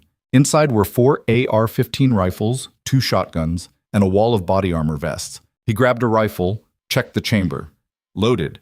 He pulled on a vest, grabbed 2 spare magazines, and moved back into the hallway. Through the building, he could hear the operatives closing in on the conference room. They were being methodical about it, clearing each room, sealing off escape routes. In maybe 2 minutes, they'd reach the door Ethan had barricaded. He needed those 2 minutes. Ethan moved back toward the lobby, staying low, using the smoke and chaos for cover. An operative appeared around the corner. Ethan fired first. The man went down. Another operative returned fire from behind an overturned desk. Ethan put 3 rounds into the desk, and the shooting stopped. "Conference room is breached," someone shouted over the radio chatter. "Multiple targets holding position." Ethan's blood went cold. They'd reached the barricade faster than expected. He sprinted back through the building, rifle up, his injured knee screaming with every step. The hallway ahead was filled with smoke and the red glow of emergency lights. Two operatives were at the conference room door, using a battering ram to break through the barricade. Ethan fired. The rifle's report was deafening in the enclosed space. One operative dropped. The other turned and fired back. Rounds sparked off the wall next to Ethan's head. He dropped low, returned fire, and caught the operative in the side. The man fell. The battering ram clanged against the floor. Ethan reached the conference room door and pounded on it. "It's me! Open up!" "But Simon, but the barricade shifted. Furniture scraped across the floor. The door opened a crack and Rachel's face appeared, pale and frightened. "Get them out," Ethan said. "There's a maintenance exit through the basement, storm shelter from when this place was built. You can get to the parking lot." "What about you?" "I'll hold them here, buy you time." "Ethan, go." He shoved a spare magazine at her. "Get Vanessa and Rebecca somewhere safe. Call Harmon. Tell him everything." Rachel hesitated, then nodded. She disappeared back into the room. Ethan took up position at the end of the hallway. 30 feet of corridor between him and the lobby. Any operative who wanted to reach the conference room had to come through him. He settled the rifle against his shoulder and waited. They came in a rush. 4 operatives, moving in pairs, using covering fire and tactical movement. Professional, coordinated, everything by the book. Ethan shot the first one through the knee. The man went down screaming. His partner tried to drag him to cover, and Ethan shot him too. The other pair fell back, recognizing that the corridor was a kill zone. Behind him, he could hear Rachel moving everyone toward the basement. The wounded deputy was being helped along, leaving a trail of blood. Rebecca carried the laptops with all the evidence. Vanessa moved quickly, despite the exhaustion and fear. "Grenade!" someone shouted from the lobby. Ethan threw himself sideways as the grenade bounced into the hallway. It wasn't fragmentation. These men wanted prisoners. Not bodies, but the flashbang was enough to rattle his brain and fill his vision with white light. He rolled, disoriented, trying to find cover. 2 operatives came through the smoke. Ethan fired blind, the rifle kicking against his shoulder. 1 operative went down. The other kept coming, closing the distance. Ethan tried to bring the rifle around, but the operative was too close, too fast. They collided hard. The operative drove his shoulder into Ethan's chest and slammed him against the wall. Air exploded from Ethan's lungs. The rifle clattered to the floor. The operative's fist caught him in the ribs, then the jaw. Stars exploded across Ethan's vision. He caught the next punch, twisted, drove his elbow into the operative's throat. The man gagged, stumbled back. Ethan kicked his knee, heard something crack. The operative went down and Ethan grabbed the dropped rifle. More operatives were coming. Too many. Ethan fired until the magazine ran dry, then used the rifle as a club, swinging it like a bat. Metal connected with bone. Someone screamed. Someone else grabbed him from behind. Ethan threw his head back, felt it connect with a nose. The grip loosened. He spun, lashed out with a kick, caught someone in the chest. But there were too many hands now, too many bodies. They drove him to the ground, pinning him. A boot connected with his ribs. Once, twice. Pain exploded through his chest. Someone wrenched his arms behind his back, zip-tied his wrists tight enough to cut off circulation. "Package secured," a voice said into a radio. "Target is contained." Ethan tasted blood. His vision swam. Through the haze, he could see the hallway behind him. The door to the basement was closed. No sign of Rachel or the others. They'd made it. That was something. The operatives hauled him to his feet. Everything hurt. His knee was on fire, his ribs felt broken, and blood ran from a cut somewhere on his scalp. "Where's the woman?" The operative in charge stepped forward. He was older than the others, maybe 40, with the dead eyes of someone who'd done this kind of work for too long. "Where's Vanessa Hale?" Ethan spat blood. "Gone." "Where?" "Hell if I know. I was too busy shooting your friends." "Yes." The operative hit him. Not a wild swing, but a precise strike to the solar plexus that drove all the air from Ethan's lungs and left him gasping. "Let's try that again. Where is Vanessa Hale?" Ethan couldn't speak, couldn't breathe. The world was spinning and gray at the edges. "Search the building," the operative ordered. "Find her." They spread out. Ethan heard doors being kicked in, furniture being overturned, systematic destruction. Minutes passed. Maybe 5. Maybe 10. Time was strange when you couldn't breathe properly and everything hurt. "Buildings clear," someone reported. No sign of Hale or the others. The operative grabbed Ethan by the hair and forced his head up. Last chance, where'd they go? I told you, I don't know. Another punch, this one to the kidneys. Ethan's vision went white. Basement exit, someone called out. Fresh blood trail. They went out through the storm shelter. Track them, the operative ordered. I want Hale found within the hour. They dragged Ethan outside. The morning sun was painfully bright after the red emergency lights. The parking lot was full of black SUVs and armed men, at least 20 operatives, all kitted out in tactical gear that looked military but wasn't. Private contractors. The expensive kind. They threw Ethan into the back of an SUV. His head bounced off the floor and fresh pain lanced through his skull. The door slammed shut. Through the tinted windows, he could see the sheriff's station. Smoke poured from the shattered windows. The front wall was riddled with bullet holes. 5 years of quiet life, all of it burning. The SUV door opened again and someone climbed in. Ethan recognized him immediately, even through the haze of pain and concussion. Victor Kane. He looked exactly the same as he had 5 years ago. Lean, well-dressed, with silver hair and the kind of face that could smile at a fundraiser or order executions with equal ease. He was wearing a dark suit that probably cost more than Ethan's truck. Hello, Phantom, Kane said quietly. It's been a long time. Ethan said nothing. I have to admit, I'm impressed. 5 years and I never knew you were here. You covered your tracks well. Kane settled into the seat across from him. But you should have stayed hidden. Should have kept your head down and let the world move on without you. You sent men after my daughter, Bidkan. I sent men to your garage. Your daughter was collateral, an unfortunate complication.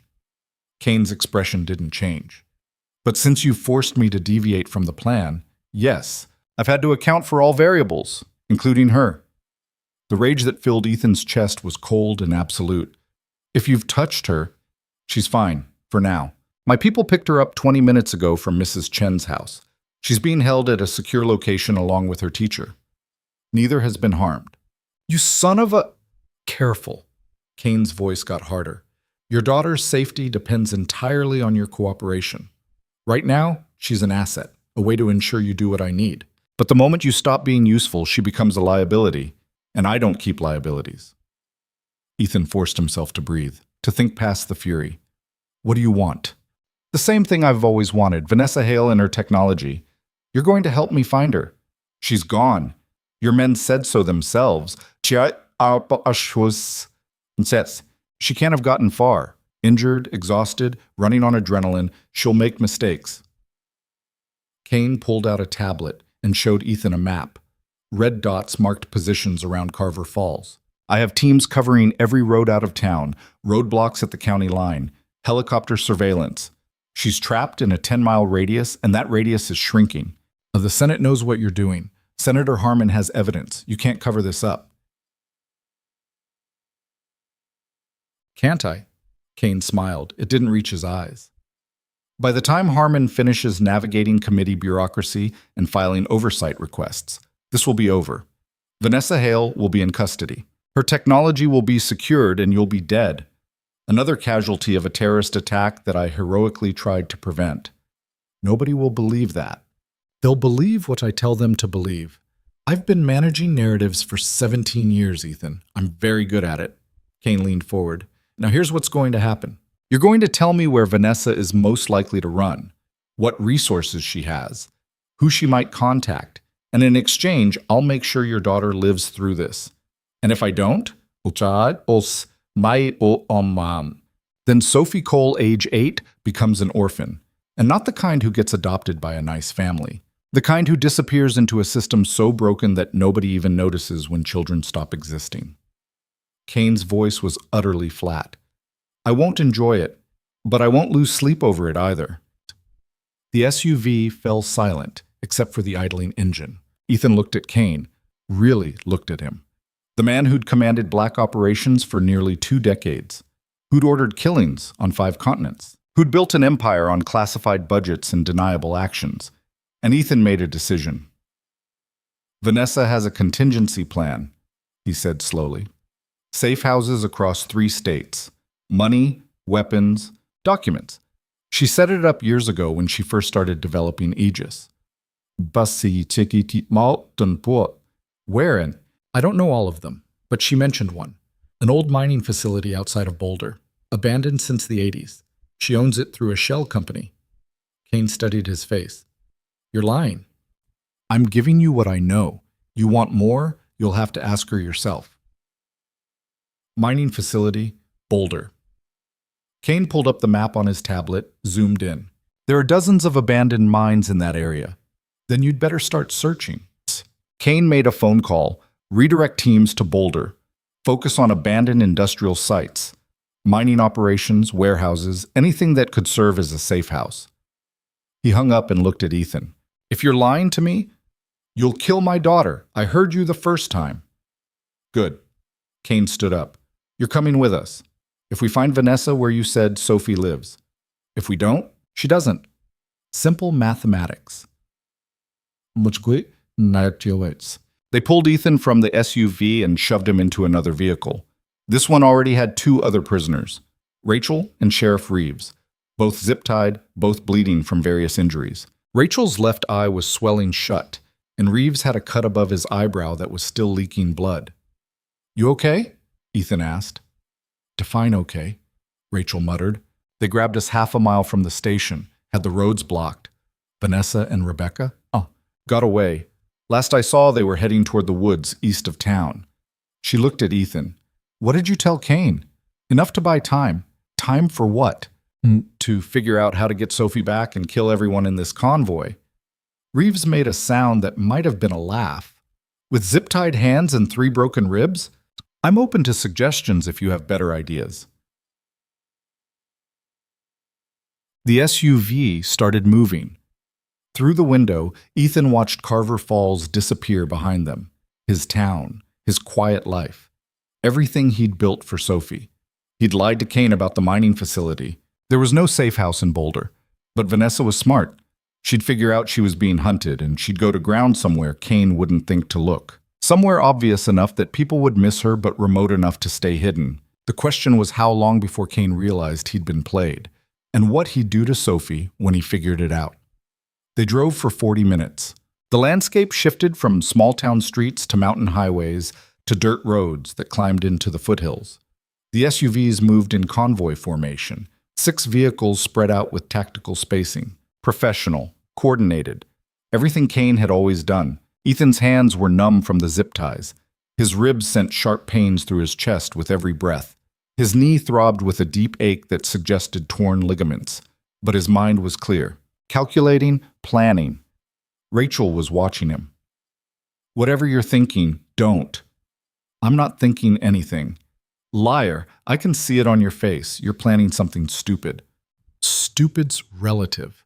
Ethan, they have your daughter. You try something, they'll kill her. They're going to kill her anyway. Kane doesn't leave witnesses. He shifted position, testing the zip ties. He's just keeping us alive until he gets what he wants. The moment Vanessa's in custody, we're all dead. Reeves leaned forward slightly. So what's the play? Create chaos. Force Kane to react instead of act. Make him vulnerable. How?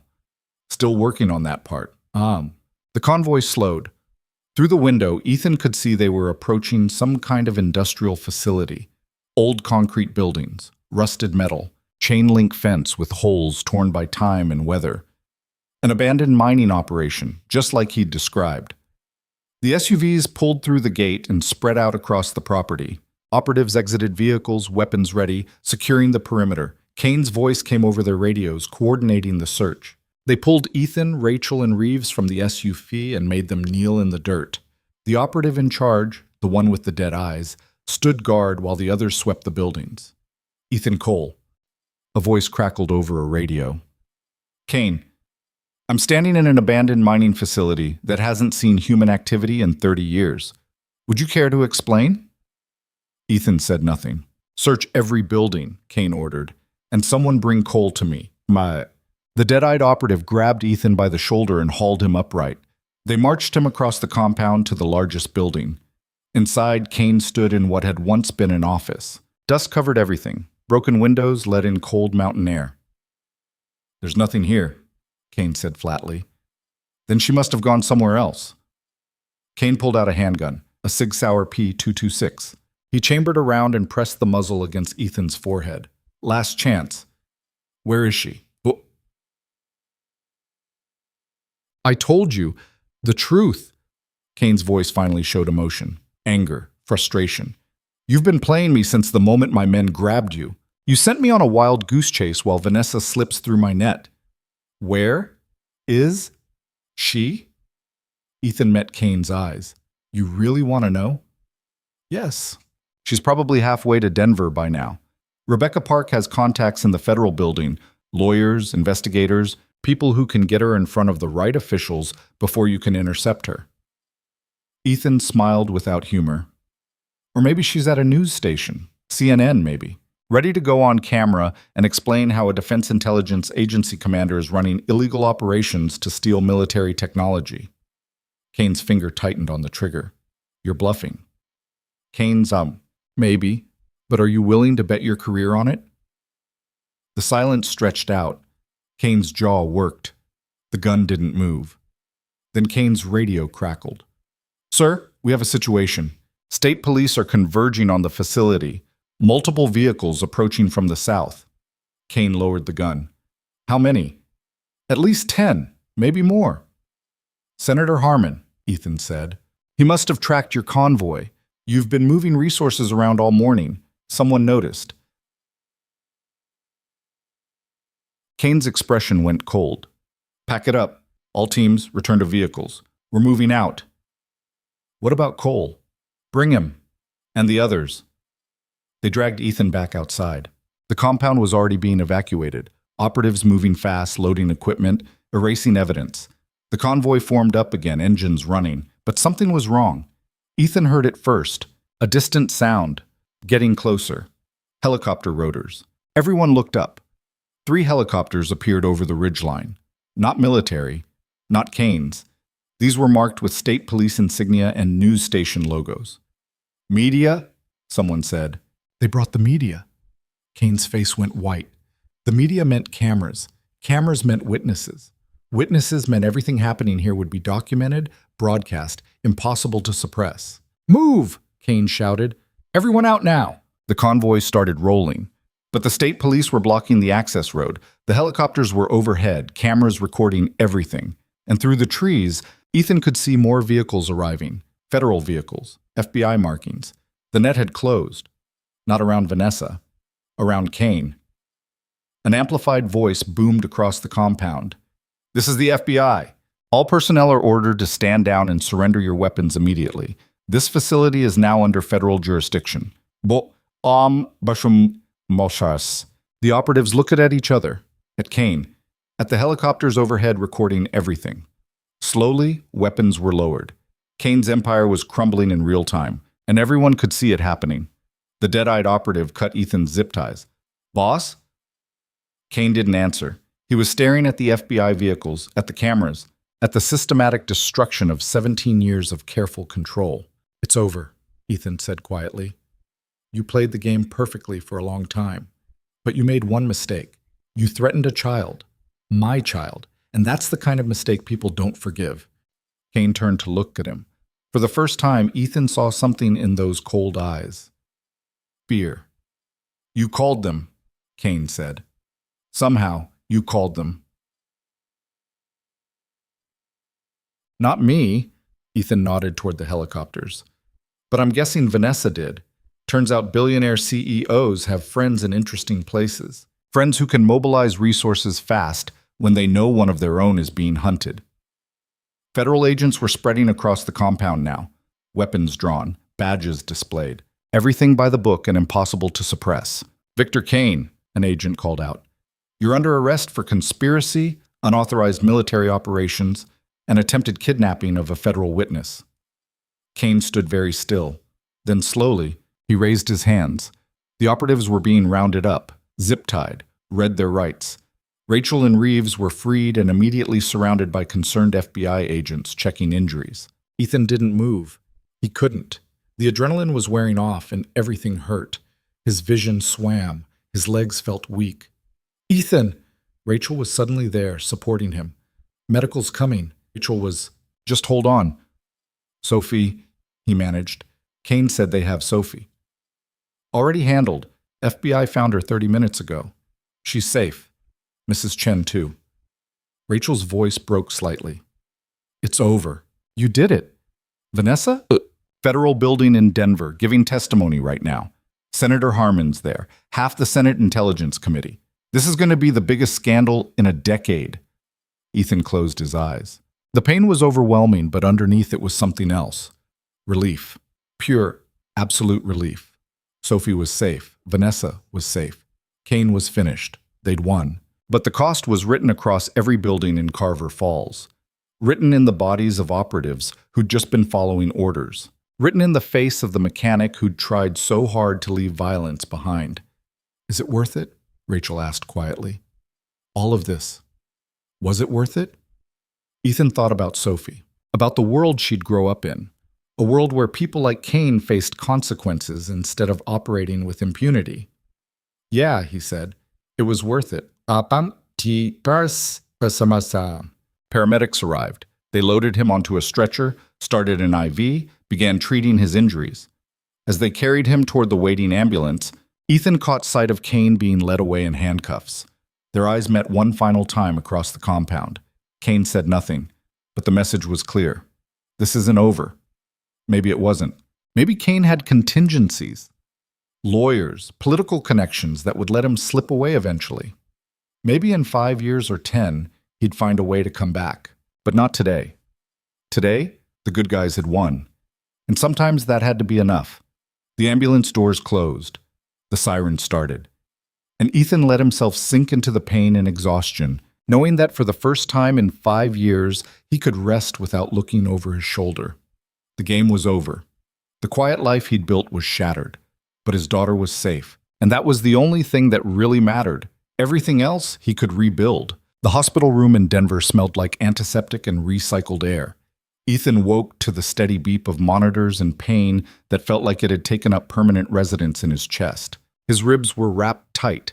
His knee was immobilized in a brace, and someone had stitched up the cut on his scalp while he was unconscious. Every breath hurt. Every movement hurt. Even thinking about moving hurt.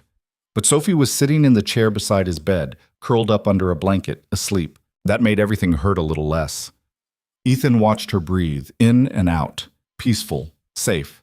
Her face was relaxed in sleep, one hand tucked under her cheek. She was wearing the same clothes from 2 days ago, rumpled and grass-stained, but she was here. She was alive. The door opened quietly, and a nurse stepped in. She saw Ethan was awake and smiled. "Mr. Cole, welcome back. How's the pain?" "Manageable, but my on some utchi." That's the morphine talking. "You've got 3 cracked ribs, a torn meniscus, and a concussion. You should feel terrible." "I do. But I felt worse." The nurse checked his vitals, adjusted his IV, made notes on a tablet. "Your daughter hasn't left that chair in 18 hours. We tried to get her to sleep in a proper bed, but she refused. Said she needed to be here when you woke up." "That sounds like her." "FBI agents are outside. They want to talk to you when you're ready. And there's a woman who's been calling every hour asking about your condition. Vanessa Hale? Tell the agents I'll talk in an hour. And tell Ms. Hale I'm fine. I'll pass that along." The nurse paused at the door. "The news is calling you a hero. Says you stopped a major conspiracy. Saved lives." "I'm not a hero. I'm just a mechanic who got caught in something bigger than himself." Say.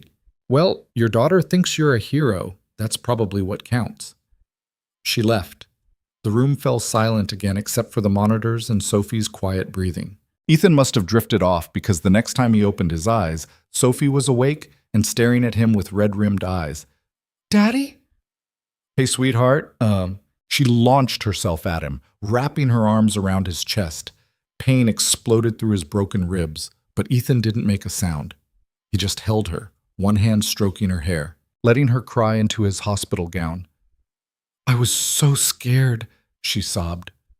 The men came and they took me and Mrs. Chen and they put us in a van and I thought, I know. But you're safe now. It's over. They said you were dead. They said their boss was going to make sure you never came back. Yesi ishramsis. They lied. I'm right here. Sophie pulled back, wiping her eyes. Did you really fight all those bad men? Some of them. Mrs. Chen said you saved everyone. She said you were a soldier before you were a mechanic. A long time ago. Why didn't you tell me? It was the question Ethan had been dreading. He looked at his daughter's face, saw the confusion and hurt there, and knew he owed her the truth. Because I wanted you to have a normal life. I didn't want you growing up knowing your dad used to hurt people for a living. I wanted you to think of me as just a mechanic, someone boring and safe. But you're not boring, Sophie struggled for words. You're like a superhero. I'm not a superhero, baby. Heroes don't have to lie to their kids about who they are. But you protected people. You stopped bad guys. Yeah, I did. But I also did things I'm not proud of. Things that keep me up at night sometimes. Ethan touched her face gently. The person I was before you were born? He wasn't a good person. He was just good at his job. And his job was ugly. Sophie was quiet for a moment. Are you still that person? No. I changed when your mom died. I looked at you, this tiny baby who needed me, and I realized I didn't want to be that person anymore. I wanted to be someone you could be proud of. I am proud of you. Even now? After everything? Especially now. You saved people, Daddy. You saved me. Ethan pulled her close again, ignoring the pain. I love you, Sophie, more than anything in this world. That's why I fought so hard. That's why I couldn't let them win. I love you too. They stayed like that until a soft knock interrupted them. The door opened and Vanessa stepped in. She looked different than she had 3 days ago. The blood was gone, the torn clothes replaced by a simple sweater and jeans. But her eyes held the same sharp intelligence, the same determination. Sorry to interrupt, she said quietly, but the FBI said you were awake, and I needed to see for myself. Sophie pulled away from Ethan, studying Vanessa with open curiosity. Are you the lady my dad saved? I am. Your father's very brave. I know. Vanessa smiled, but it was fragile. Do you mind if I talk to him for a few minutes? Sophie looked at Ethan. He nodded. Go get something from the cafeteria. My wallet's in that bag by the window. Get yourself something good. Can I get a cookie? Get two, Sang. Sophie grabbed the wallet and left, closing the door behind her. Vanessa moved to the chair she'd been sitting in and lowered herself carefully, like someone who'd been running on adrenaline for days and was finally feeling the crash. You look terrible, Ethan said. You look worse. Fair enough. Silence settled between them. Not uncomfortable, but weighted with everything that had happened. Kane's in federal custody, Vanessa said finally. They're charging him with conspiracy, unauthorized military operations, attempted kidnapping, obstruction of justice. The list keeps growing. His lawyers are screaming about classified operations and national security, but nobody's listening. What about his network? The people who helped him? FBI's rolling them up one by one. Turns out when the guy at the top falls, everyone underneath scrambles to cut deals. They're giving up names, operations, everything. She paused. Rebecca's testimony helped. She had documentation going back 3 years. Financial records that prove Kane was building his own version of Aegis using diverted funds. The prototype you mentioned? They said... Yeah, they found it at the Nevada facility. It's exactly what I feared. Aegis architecture without any ethical safeguards. If Kane had gotten control of my system and integrated it with his prototype, he could have deployed autonomous weapons systems anywhere in the world. Ethan shifted position, trying to find a way to sit that didn't make his ribs scream. What happens to Aegis now? Defense Department's putting together an independent review board. Senator Harmon's overseeing it personally. They want to make sure the safeguards I built are permanent and can't be removed without triggering system shutdown. Vanessa's expression was complicated. Part of me wishes I'd never built it, never created something with that much potential for harm. But you did build it, and you built it right, with protections, with ethics. That's more than most people would do. Is it enough? I don't know, but it's something. Another silence. Vanessa looked at her hands. I came here to thank you and to apologize. You had a quiet life, a good life, and I destroyed it by crashing through your fence. You didn't destroy anything. Kane did that. You were just trying to survive. Still, your garage is gone. The sheriff's station is a crime scene. Your town's been invaded by federal agents and reporters, all because of me. My garage can be rebuilt. The station can be repaired, and reporters will get bored and leave eventually. Ethan met her eyes. What matters is that my daughter's safe, that Kane's in custody, that your technology didn't end up in the wrong hands. Everything else is just property. You really believe that? I have to. Otherwise, I'd spend the rest of my life angry about things I can't change. Vanessa stood up and walked to the window. Outside, Denver sprawled across the landscape. Tall buildings, busy streets, millions of people living their lives without knowing how close they'd come to having weaponized AI operating without oversight. I remember you now, she said quietly. From Syria. It was 5 years ago, but I remember. You were part of the extraction team. You got me out of that compound when everyone else was following orders to deliver me to Kane. You weren't supposed to remember that. They gave you drugs, told you it was trauma from the kidnapping. I know what they told me. But I remember your face, the way you looked at me when you said we were getting out, like you'd already made a decision and nothing was going to change it. She turned from the window. Why did you do it? She turned. Risk everything to save someone you didn't know? Ethan thought about it, about that night in Syria, the compound, the moment he'd realized what Kane intended to do. Because it was wrong.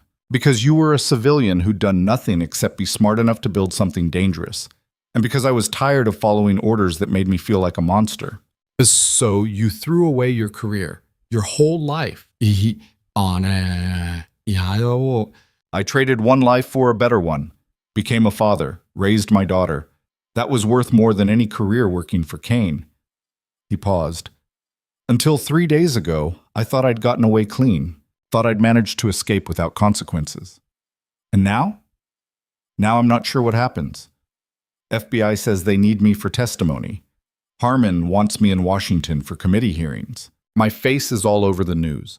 Every part of the life I built is compromised. Dark City, City. Vanessa came back to the chair. What if I could help with that? How?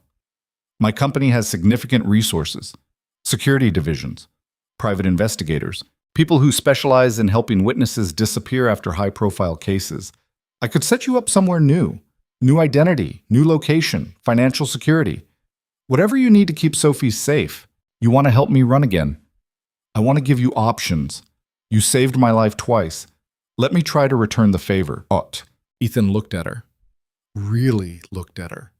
This woman who'd crashed into his world and turned everything upside down. Who'd been hunted and injured and terrified but never gave up. Who'd built something dangerous and immediately tried to control it. Who was now offering to help him disappear even though it would cost her money and resources she didn't have to spend. Why? He asked. Why go through all that trouble for someone you barely know?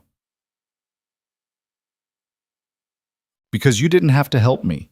You could have handed me over to Kane and probably cut a deal that kept you and Sophie safe. But you didn't. You fought. You risked everything. Her voice got quieter. People like you are rare. The world needs more of you, not fewer. So if I can help keep you in it, I will. Bamti.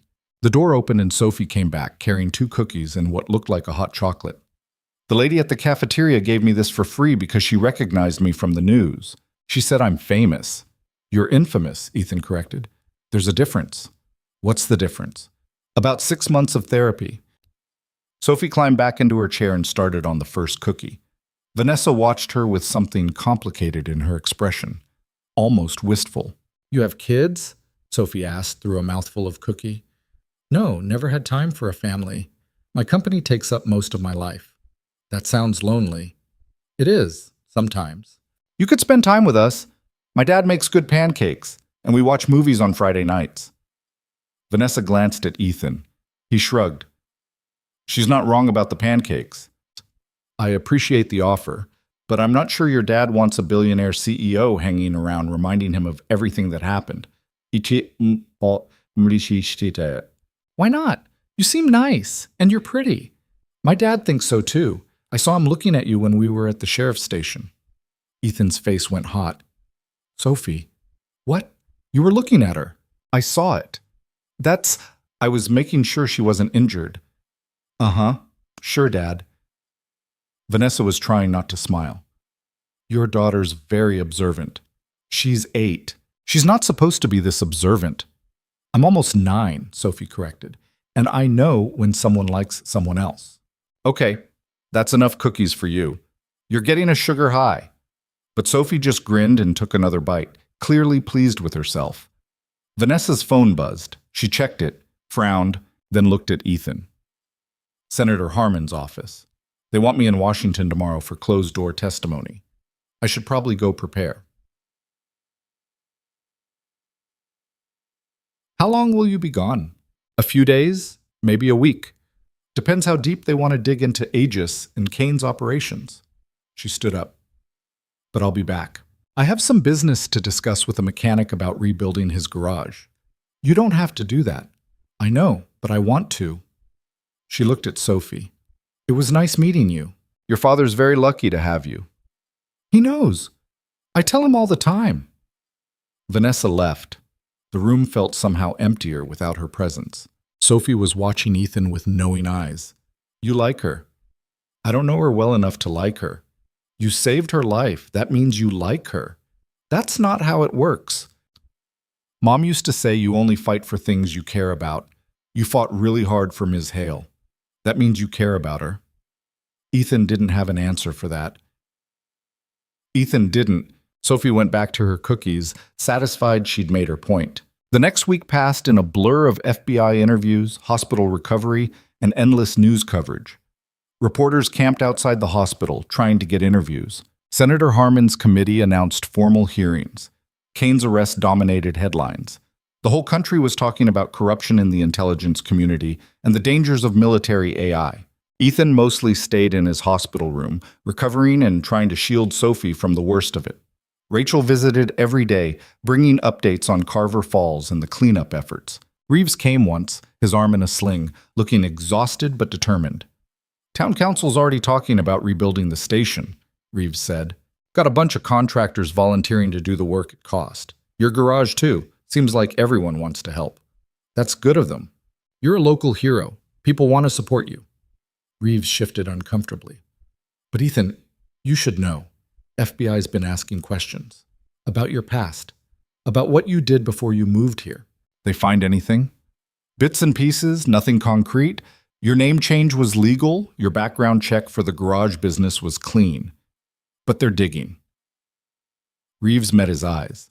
How bad is it? What they might find? Bad enough. I did things I'm not proud of. Hurt people who probably deserved it, but some who didn't. Followed orders that shouldn't have been given. Will you be charged? I don't know. Most of what I did was under classified operations. Technically legal at the time. But ethics and legality don't always match up. Reeves nodded slowly. For what it's worth, I don't care what you did before you moved to Carver Falls. The man I know is a good father and a decent person. That's all that matters to me. Thanks, Tom. After Reeves left, Ethan sat alone thinking about consequences. He'd escaped Kane's network 5 years ago, but he'd always known the past might catch up. Now it had. Now people were asking questions. Now his old life was colliding with his new one in ways that couldn't be controlled. The door opened and 2 FBI agents stepped in, different from the ones who'd been doing routine interviews. These were older, higher ranking, and they had the serious expressions of people about to deliver bad news. Mr. Cole, I'm Special Agent Morrison. This is Special Agent Chen. We're from the Bureau's National Security Division. What can I do for you? We need to talk about your service record, specifically your time working with Victor Kane. Ethan's stomach tightened. I've already given statements about that. Yes.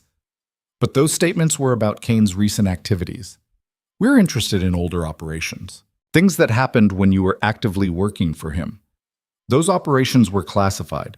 Also, many of them have been declassified in the last 72 hours.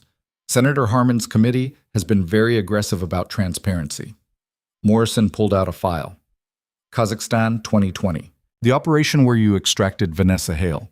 Your after-action report says you encountered hostile forces and were forced to go off mission to ensure civilian safety. That's accurate.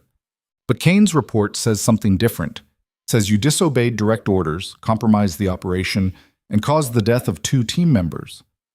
Kane's report is a lie. I saved Vanessa's life because Kane intended to kidnap her and use her skills for unauthorized weapons development. The 2 team members who died were killed because they tried to stop me from doing the right thing. The agents exchanged glances. Chen spoke up. You're admitting to killing fellow operatives? I'm admitting to defending myself and an innocent civilian from people who were following illegal orders. That's your position? That's the truth. Morrison closed the file. Mr. Cole, we're not here to arrest you. We're here to understand what happened. Kane's network is unraveling, and every day we find more evidence of unauthorized operations. But we need witnesses, people willing to testify about what really happened on these missions. You want me to testify against Kane's operations?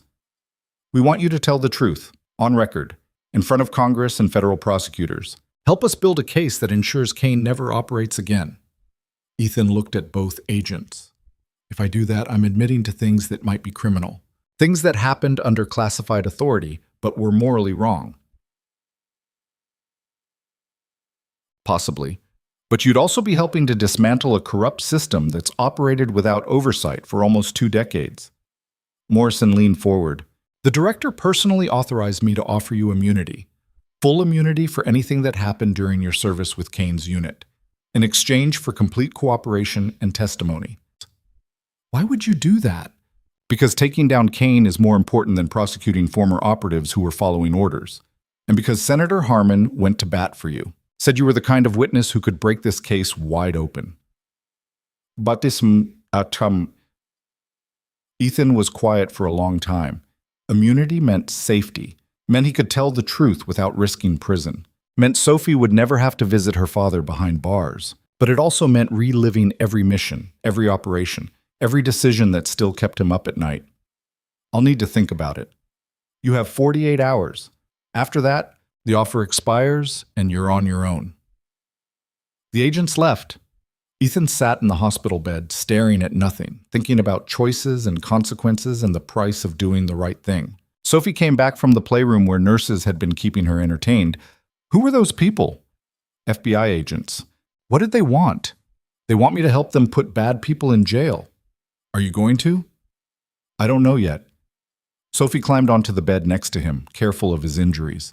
Mom used to say that when you don't know what to do, you should think about what kind of person you want to be. Smart woman, your mom. She was.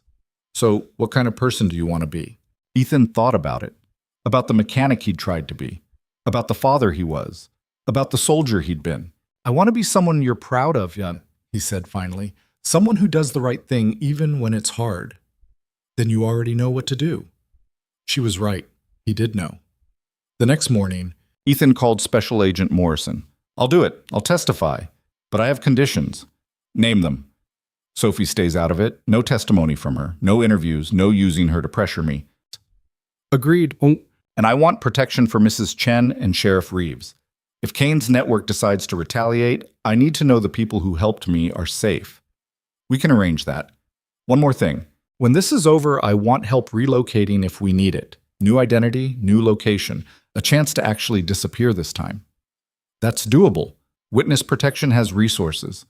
Then we have a deal. Morrison was quiet for a moment. Mr. Cole, I want you to understand what you're agreeing to. The testimony will be brutal. Defense lawyers will try to destroy your credibility.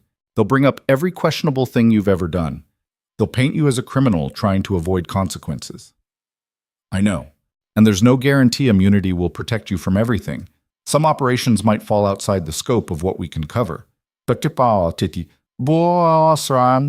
know that too, but it's the right thing to do. So I'm doing it.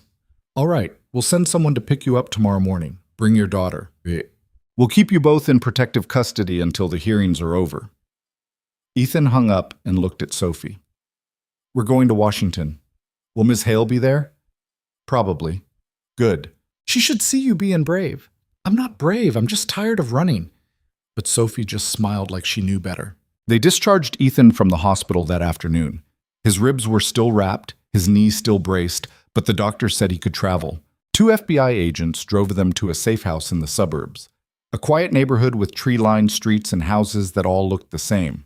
The safe house was small but comfortable. 3 bedrooms, a kitchen, a backyard with a fence. Sophie picked the bedroom with the window overlooking the backyard. Ethan took the one closest to the front door. Old habits. That night he lay in bed listening to the house settle, thinking about Washington and testimony and everything that was coming. Thinking about Kane sitting in a cell, probably planning his defense. Thinking about Vanessa, somewhere in this same city, preparing for her own testimony. His phone buzzed.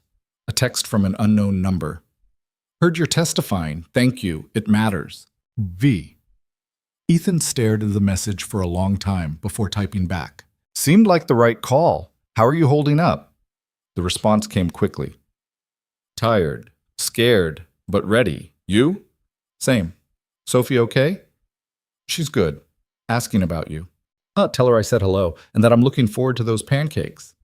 Ethan smiled despite everything. I will. Get some sleep. Big days ahead. You too. He set the phone down and closed his eyes. Outside, the city hummed with life. Millions of people sleeping, working, living. None of them knowing that in a few days, testimony would begin that would shake the intelligence community to its foundation. But Ethan knew. And for the first time in 5 years, he wasn't running from it. He was walking straight into it. Eyes open. Ready. Whatever came next, he'd face it. For Sophie. For Vanessa. For everyone who trusted him to do the right thing. The quiet life was over. But maybe what came after would be worth it. The Senate hearing room was smaller than Ethan expected. He'd seen these spaces on television, grand chambers with high ceilings and rows of seats for spectators. But this was a closed session, just the Intelligence Committee, a handful of lawyers, and witnesses who would testify about things the public would never hear. Ethan sat in the witness chair, his hand still resting on the Bible they'd used for the oath. His knee throbbed under the brace and his ribs ached despite the painkillers. But he kept his back straight and his expression calm. Sophie was in a secured room down the hall with 2 FBI agents who'd promised to keep her entertained with movies and snacks. She'd hugged him before he went in, whispered, "Be brave," in his ear like she was the parent, and he was the child. Senator Harmon sat at the center of the committee panel, flanked by 4 other senators whose names Ethan had already forgotten. To his left sat 3 federal prosecutors, tablets open, ready to take notes. To his right was an empty chair where Vanessa would testify after him. Mr. Cole, Harmon began, his voice formal but not unkind. Thank you for agreeing to testify today. Before we begin, I want to clarify for the record that you've been granted immunity for any actions taken while operating under classified authority during your service with Defense Intelligence Agency operations, commanded by Victor Kane. This immunity is conditional on your full cooperation and truthful testimony. Do you understand? I do. Then let's begin. How long did you work for Victor Kane? 3 years, 2018 to 2021. And what was the nature of that work? Ethan took a breath. This was it. The moment where he stopped running from his past and laid it all out. Covert operations, extraction, surveillance, targeted removals. We operated in countries where the United States officially had no military presence. Our missions were deniable. If we were caught, the government would disavow any knowledge. Targeted removals, one of the other senators said. You mean assassinations? Sometimes. Other times it meant kidnapping someone and bringing them back for interrogation, or eliminating weapons caches, or destabilizing organizations that threatened American interests. Ethan's voice was steady. We did whatever Kane ordered, and Kane's orders came from people higher up the chain who wanted problems solved without congressional oversight. Did you ever question those orders? Not at first. I was a soldier. Soldiers follow orders. And Kane was good at making everything seem necessary. He'd show us intelligence briefings, explain why a target needed to be eliminated, make it all sound like we were protecting American lives. Ethan paused. It wasn't until Kazakhstan that I realized how much we'd been manipulated. Harmon leaned forward. Tell us about Kazakhstan. Isham Natan. So Ethan did. He told them about the mission briefing, how Kane had presented Vanessa Hale as a security risk who needed to be brought in for questioning. How the team had infiltrated the compound where she was working on contract for the Defense Department. How Ethan had discovered the real plan wasn't extraction, but kidnapping, a way for Kane to force Vanessa to work on weapons development outside official channels. I accessed Kane's secure communications, Ethan said, found messages proving he intended to hold Ms. Hale indefinitely, use her skills to build systems he could deploy without oversight. When I confronted him, he told me to follow orders or face consequences. And you chose consequences. I chose to get an innocent woman out of danger, yes, sir?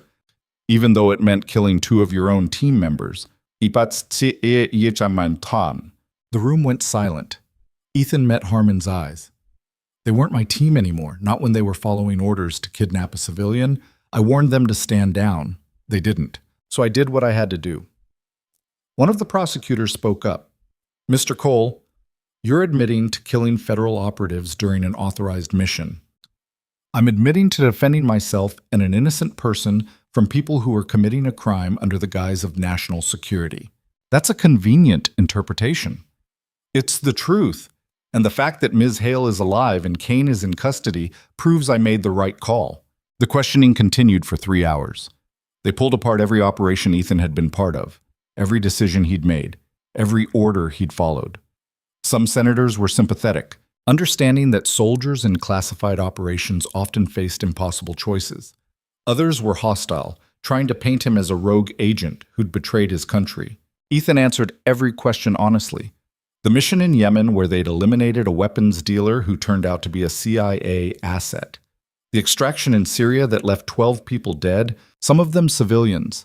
The surveillance operation in Berlin where they'd blackmailed a German official into cooperation. All of it ugly. All of it authorized by Kane. All of it weighing on Ethan's conscience for 5 years. Why didn't you come forward sooner? One senator demanded. If you knew Kane was operating outside the law, why wait 5 years? Because I was scared. Because I had a daughter to protect. Because Kane's network was so deep, I didn't think anyone would believe me.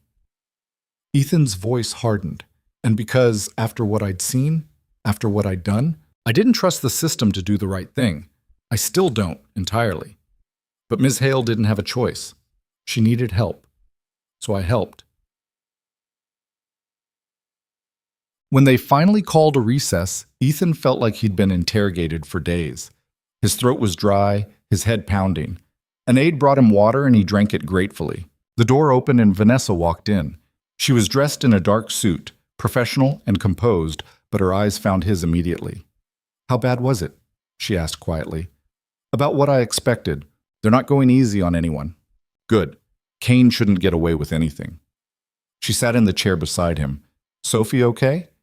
She's fine, probably eaten her weight in candy by now. Vanessa smiled, but it faded quickly. I'm testifying next. About Aegis, about Kane's attempts to steal it, about his unauthorized weapons program. You nervous? Oh, terrified. I've given presentations to defense contractors and government officials, but this feels different. This feels like the whole future of AI weapons development is riding on what I say in that room. It probably is. That's not comforting. You'll do fine. Just tell them the truth. Show them why safeguards matter. Make them understand what Kane would have done with Aegis if he'd succeeded. Vanessa was quiet for a moment. When this is over, what are you going to do? Go back to Carver Falls? I don't know. The town's been good about everything, but I'm not sure I can go back to just being a mechanic. Too many people know who I was, what I did. You could work for me. Ethan looked at her. What? Ethan looked at Hail Defense Technologies needs people with your expertise, security consulting, training programs for operatives who actually understand ethics and oversight.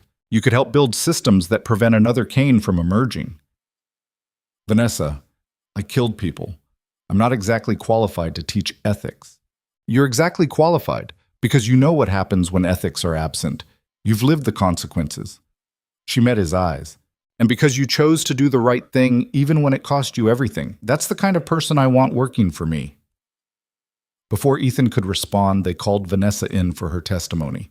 She squeezed his hand once, then walked into the hearing room with her head high. Ethan sat alone in the hallway thinking about her offer, about the possibility of a different life.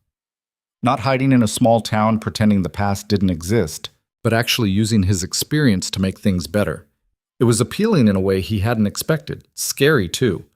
But maybe the best things were. Vanessa's testimony lasted 2 hours.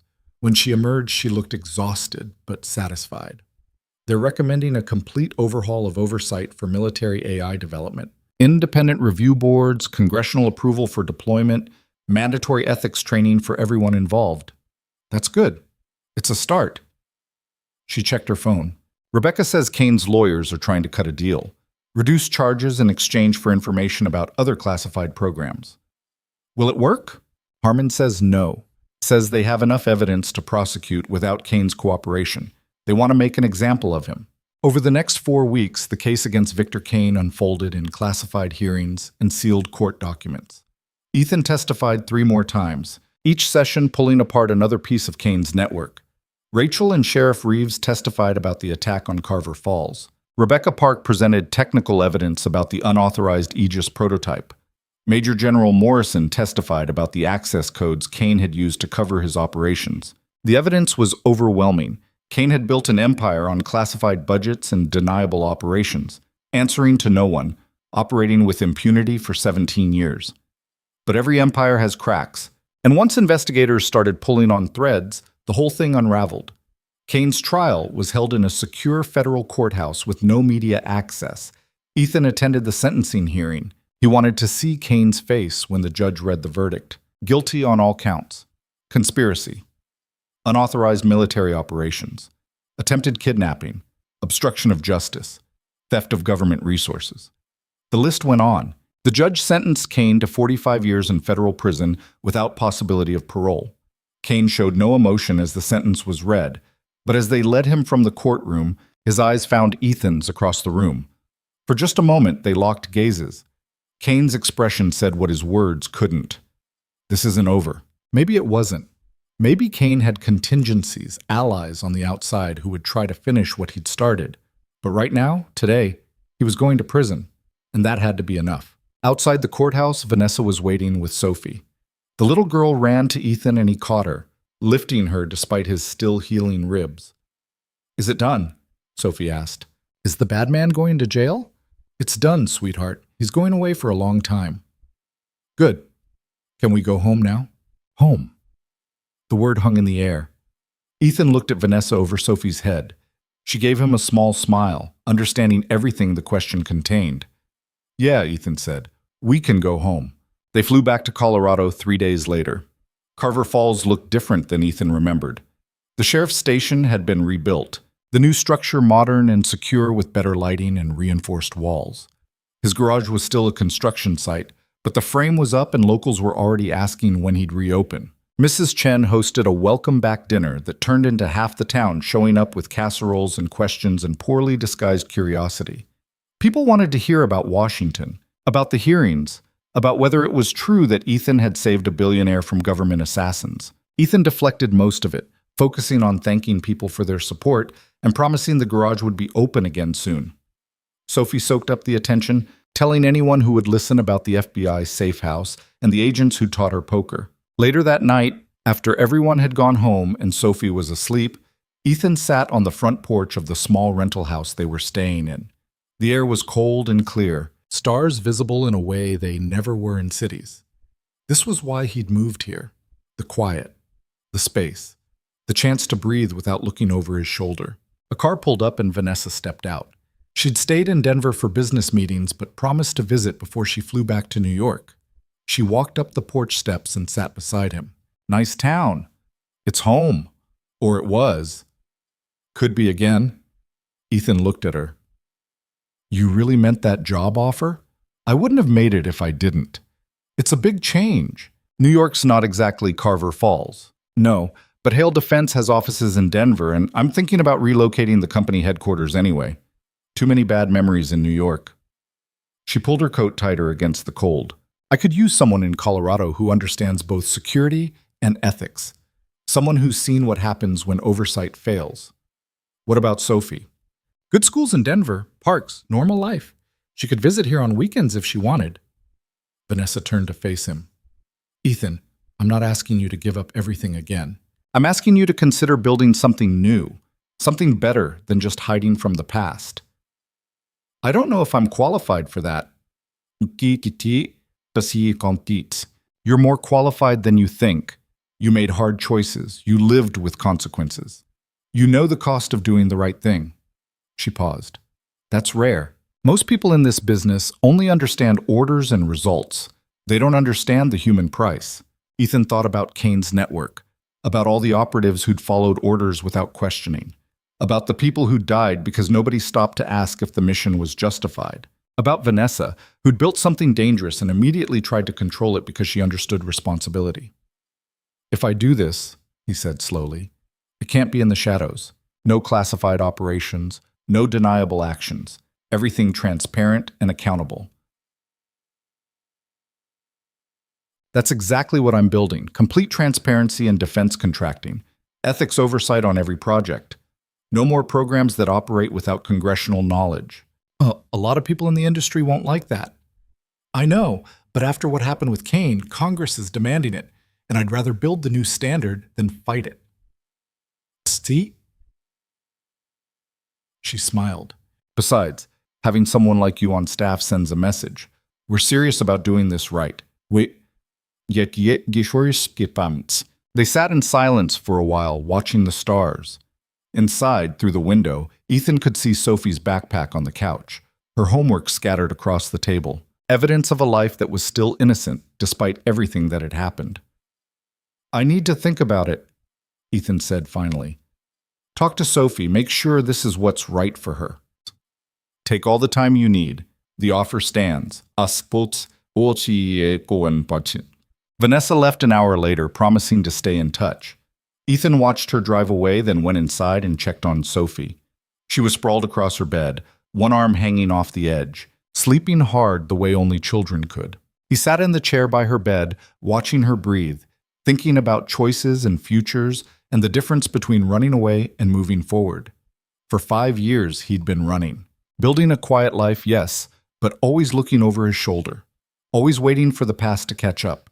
Maybe it was time to stop running, time to actually deal with what he'd been instead of hiding from it. The next morning at breakfast, Sophie was unusually quiet. She pushed cereal around her bowl without eating, her expression thoughtful. What's on your mind, kiddo? Ethan asked. Are we staying here, in Carver Falls? Would you want to? Sophie considered it. I like it here, but it feels different now. Like everyone knows stuff about us that they didn't before. Yeah, I know what you mean. Ms. Hale's job offer. Are you going to take it? Ethan blinked. How do you know about that? I heard you talking last night. You left the window open. Sophie finally looked up. Would we move to Denver? Maybe, if I took the job. Nothing's decided yet. Would I have to change schools? You'd go to a new school, yeah, but we could visit here on weekends. Keep in touch with your friends. Sophie was quiet again, processing. Would Miss Hale be around? If we moved? Probably. She'd be my boss. I like her. She's nice, and she makes you smile. I smile. Shh. Not like that. Not like how you smile when she's here. Sophie took a bite of cereal. Mom used to make you smile like that before she got sick. The observation hit Ethan harder than he expected. He'd been so focused on keeping Sophie safe, on building a stable life, that he'd stopped thinking about anything beyond survival. But Sophie was right. Vanessa made him feel something he hadn't felt in years. Hope, maybe. Or possibility. If we moved, Sophie said carefully, would you be happy? Really happy? Not just okay, safe, quiet happy, but actually happy? I don't know, maybe. Then we should do it, because you've been okay, safe, quiet for a long time. And that's good, but it's not the same as happy. Ethan reached across the table and took her hand. When did you get so smart? I've always been smart. You just don't notice because you're busy being protective. Fair point. They spent the rest of the day walking around Carver Falls, visiting the garage construction site, stopping by the rebuilt sheriff's station, eating lunch at the diner where everyone wanted to hear more stories. It felt like saying goodbye, even though nothing was decided yet. That evening, Ethan called Vanessa. I'll take the job, but I have conditions. Name them. Sophie comes first. Always. If there's travel, I need advance notice. If there's danger, I walk away. She doesn't grow up wondering if her dad's coming home. Agreed. And I need to know this is real. Not just guilt over what happened or some corporate image thing. I need to know you actually want to build something better. Ethan, I've spent 5 years building Aegis with safeguards most people said were unnecessary. I've turned down contracts because the buyers wanted unrestricted access. I've testified against the entire defense industry's standard practices. Her voice was firm. This isn't guilt. This is who I am. And I want people around me who share that vision. Okay then, when do I start? How about January? Gives you time to finish the garage rebuild. Get Sophie settled with the idea of moving. We'll find you housing in Denver. Get her enrolled in a good school. That works? Ethan? Vanessa's voice softened. Thank you for trusting me, for giving this a chance. Thank you for crashing through my fence. She laughed. Worst and best decision I ever made. They talked for another hour, making plans, discussing logistics, slowly building something that felt less like a job offer and more like a partnership. When they finally hung up, Ethan felt lighter than he had in months. Sophie appeared in the doorway. So we're moving? Looks like it. Good. I already told Mrs. Chen we'd visit every month. She said she'd save my old bedroom for sleepovers. You're taking this surprisingly well. Dad, I'm 8. I've survived assassins and FBI safe houses and watching my father get arrested. Moving to a new city isn't that scary. She climbed onto the couch next to him. Besides, you're happy? Really happy. That makes it okay. Winter arrived in Colorado with heavy snow and temperatures that dropped below zero. The garage reopened in December, just in time for people to need help with dead batteries and frozen engines. Ethan worked long hours finishing projects, training the 2 mechanics he'd hired to take over when he moved to Denver. Vanessa visited twice, staying at the small bed and breakfast in town, joining Ethan and Sophie for dinners that felt surprisingly natural. Sophie had decided Vanessa was basically family and treated her accordingly, which meant blunt questions about whether she was dating anyone and why she worked so much. I don't have time to date, Vanessa explained over pizza one night. That's dumb, Sophie said. Everyone needs time for important stuff. Work is important. So are people, right, Dad? Ethan, caught between his daughter and a billionaire CEO, just sighed. I'm staying out of this. Coward, both of them said simultaneously. Christmas came. Ethan and Sophie drove to Denver for dinner at Vanessa's apartment. It was the first real holiday either of them had celebrated in years, and something about being together made it feel less lonely. Sophie fell asleep on the couch after dinner, exhausted from opening presents. Ethan carried her to the guest room while Vanessa cleaned up. She's wonderful, Vanessa said when Ethan came back. You've done an amazing job with her. I've done my best. Some days that's enough. Some days it isn't. That's parenting. That's life. Vanessa handed him coffee. Can I ask you something personal? Sure. Are you doing this just for Sophie? The job? The move? Are you doing it because you think it's what she needs? Ethan thought about it. At first, maybe, but no. I'm doing it because I want to, because hiding in a small town was never going to be enough forever. Because you're right, I can use what I learned to build something better. He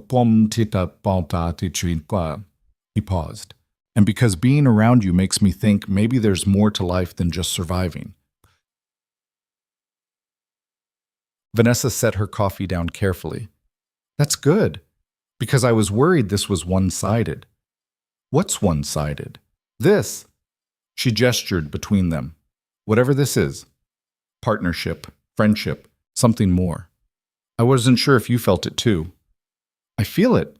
I'm just not sure what to do about it. We could start with being honest, with not pretending this is just business. And if it gets complicated, then it gets complicated. But I'd rather try and fail than never try at all. Ethan looked at her. This woman who'd crashed into his life and changed everything, who'd been hunted and terrified but never gave up, who was brilliant and driven but also lonely in ways she tried to hide, who made Sophie laugh and challenged Ethan to be better than he thought he could be. Okay, he said, let's try. The kiss was tentative at first, both of them unsure. But then it deepened, and for the first time in 5 years, Ethan felt something beyond survival. He felt alive. When they finally pulled apart, Vanessa was smiling. So that's a yes to the job? Je pense à moment. That was a yes to a lot of things. They spent the rest of the night talking about the future, about the past, about what they wanted and what scared them. It wasn't perfect or smooth. They disagreed about things, discovered they had different views on parenting and work-life balance. But they listened to each other, adjusted, found middle ground. By the time Ethan and Sophie drove back to Carver Falls the next morning, something had shifted. The future felt less like uncertainty and more like possibility. January arrived cold and clear. Ethan closed the garage for the final time, handed the keys to his 2 mechanics, and loaded everything he and Sophie owned into a moving truck. The whole town came out to say goodbye. Mrs. Chen cried. Sheriff Reeves shook his hand and made him promise to visit. Rachel hugged him tight and whispered, "Be happy," in his ear. The drive to Denver took 3 hours. Sophie slept most of the way, exhausted from goodbyes. Ethan drove in silence, watching the landscape change from small-town rural to city sprawl. Part of him mourned what he was leaving behind, but most of him was ready. Their new house was in a quiet neighborhood with good schools and parks nearby. Vanessa had helped find it, making sure it had space for Sophie's art supplies and a garage where Ethan could work on projects. It felt like home almost immediately. The first day at Hale Defense Technologies was overwhelming. State-of-the-art facility, brilliant people, projects that made Ethan's garage work look like kindergarten crafts. But Vanessa was there, introducing him to everyone, making sure he understood the culture she was building. "We're not perfect," she told the staff at a meeting. "We're going to make mistakes, but we're going to make them honestly, with oversight and accountability. And we're going to learn from them. That's what separates us from places like Kane's operation." Over the next few months, Ethan settled into his new role. He trained security teams on ethical decision-making, reviewed contracts for red flags, consulted on operations that needed someone who understood both tactics and consequences. It was challenging work, but good. The kind of work that let him sleep at night. Sophie thrived in her new school, making friends quickly and joining the art club. She missed Carver Falls sometimes, but the visits every few weeks helped, and having Vanessa around helped too. The Billionaire CEO, who'd been too busy for relationships, somehow made time for family dinners and Sophie's art shows and lazy Sunday mornings. Spring brought warm weather and the kind of optimism that only comes after surviving something terrible. Ethan and Vanessa weren't rushing anything. They were building something slowly, carefully, learning each other's patterns and histories. Sophie approved, which helped. Mrs. Chen approved too, though she made pointed comments about weddings during their monthly visits. One evening in May, Ethan found himself on the back deck of his Denver house, watching Sophie play in the yard with the neighbor's dog. Vanessa sat beside him, her hand in his, both of them quiet. "You know what I've learned?" Ethan said eventually. "What?" "That running from your past doesn't work. You can hide for 5 years or 10 or 20, but eventually you have to face what you were, who you were, what you did. And then what? Then you decide if you're going to let it destroy you or use it to build something better." He looked at her. "I did terrible things for Kane, things that will always be part of my history, but they don't have to define my future." "Is that what we're doing? Building something better?" "Yeah, I think we are." Vanessa leaned her head on his shoulder. "I used to think success meant building the biggest company, making the most money, being the youngest billionaire. But that's not success. This is having people you care about, doing work that matters, coming home to a family that actually wants you there. Even if that family includes a mechanic with a violent past, especially then, because you understand cost in ways most people don't. You know what really matters. They sat in silence while Sophie laughed in the yard, chasing the dog in circles. The sound of pure joy, uncomplicated by fear or trauma. Just a kid being a kid. "I'm glad you crashed through my fence," Ethan said quietly. Vanessa smiled. "Me too. Best accident I ever had." Oh, summer came. The investigation into Kane's network concluded with 17 more arrests and a complete overhaul of oversight for classified operations. Senator Harmon introduced legislation requiring independent ethics review for all military AI development. The defense industry fought it, but public opinion was against them. Kane's trial had exposed too much. Ethan testified one final time at a public hearing where reporters were allowed. He told his story without shame or apology. What he'd done, why he'd walked away, how he'd tried to build a better life. Some people called him a hero. Others called him a criminal. He didn't particularly care about either label. He was just a man who'd made choices. Some good, some terrible. Who'd hurt people and saved people and spent 5 years trying to figure out how to live with all of it. Who'd discovered that redemption wasn't about erasing the past, but about building a future worth the price you'd paid. After the hearing, Ethan took Sophie to get ice cream. They sat in a park, watching people walk by, just being normal. "Dad?" Sophie said around a mouthful of chocolate. "When you were testifying, you looked sad. Are you okay?" "I'm okay, sweetheart. Just thinking about everything that happened." "Do you wish it never happened? That Ms. Hale never crashed into the garage?" Ethan thought about it, about the violence and fear and everything they'd lost, about Kane and the hearings and the nightmares that still woke him sometimes, but also about Vanessa and the new job and the family they were slowly becoming. "No," he said finally, "I don't wish it never happened. Because sometimes the storm that destroys your life is also the storm that shows you what really matters. And what matters is you and Vanessa, and doing work that actually helps people instead of just surviving."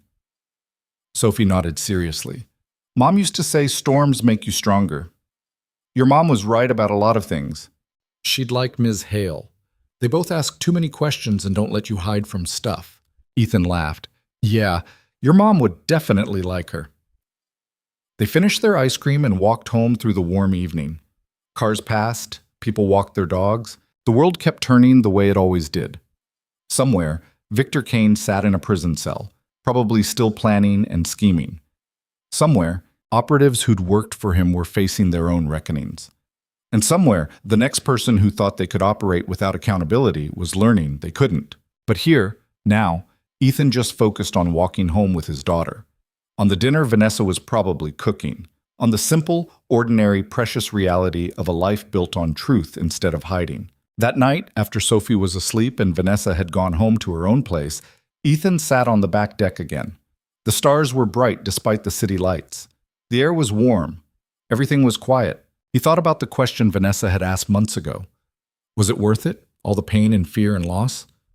Yeah, it was worth it, because hiding was just surviving. This life with Sophie and Vanessa and meaningful work, this was actually living. And living, Ethan had learned, was always worth fighting for. The mechanic who tried to leave violence behind had discovered something important. You can't escape your past, but you can choose what you build with it. You can let it destroy you, or you can use it as foundation for something better, something honest, something worth the price you paid. Ethan chose the second option, and for the first time in 5 years, he wasn't running anymore. He was home.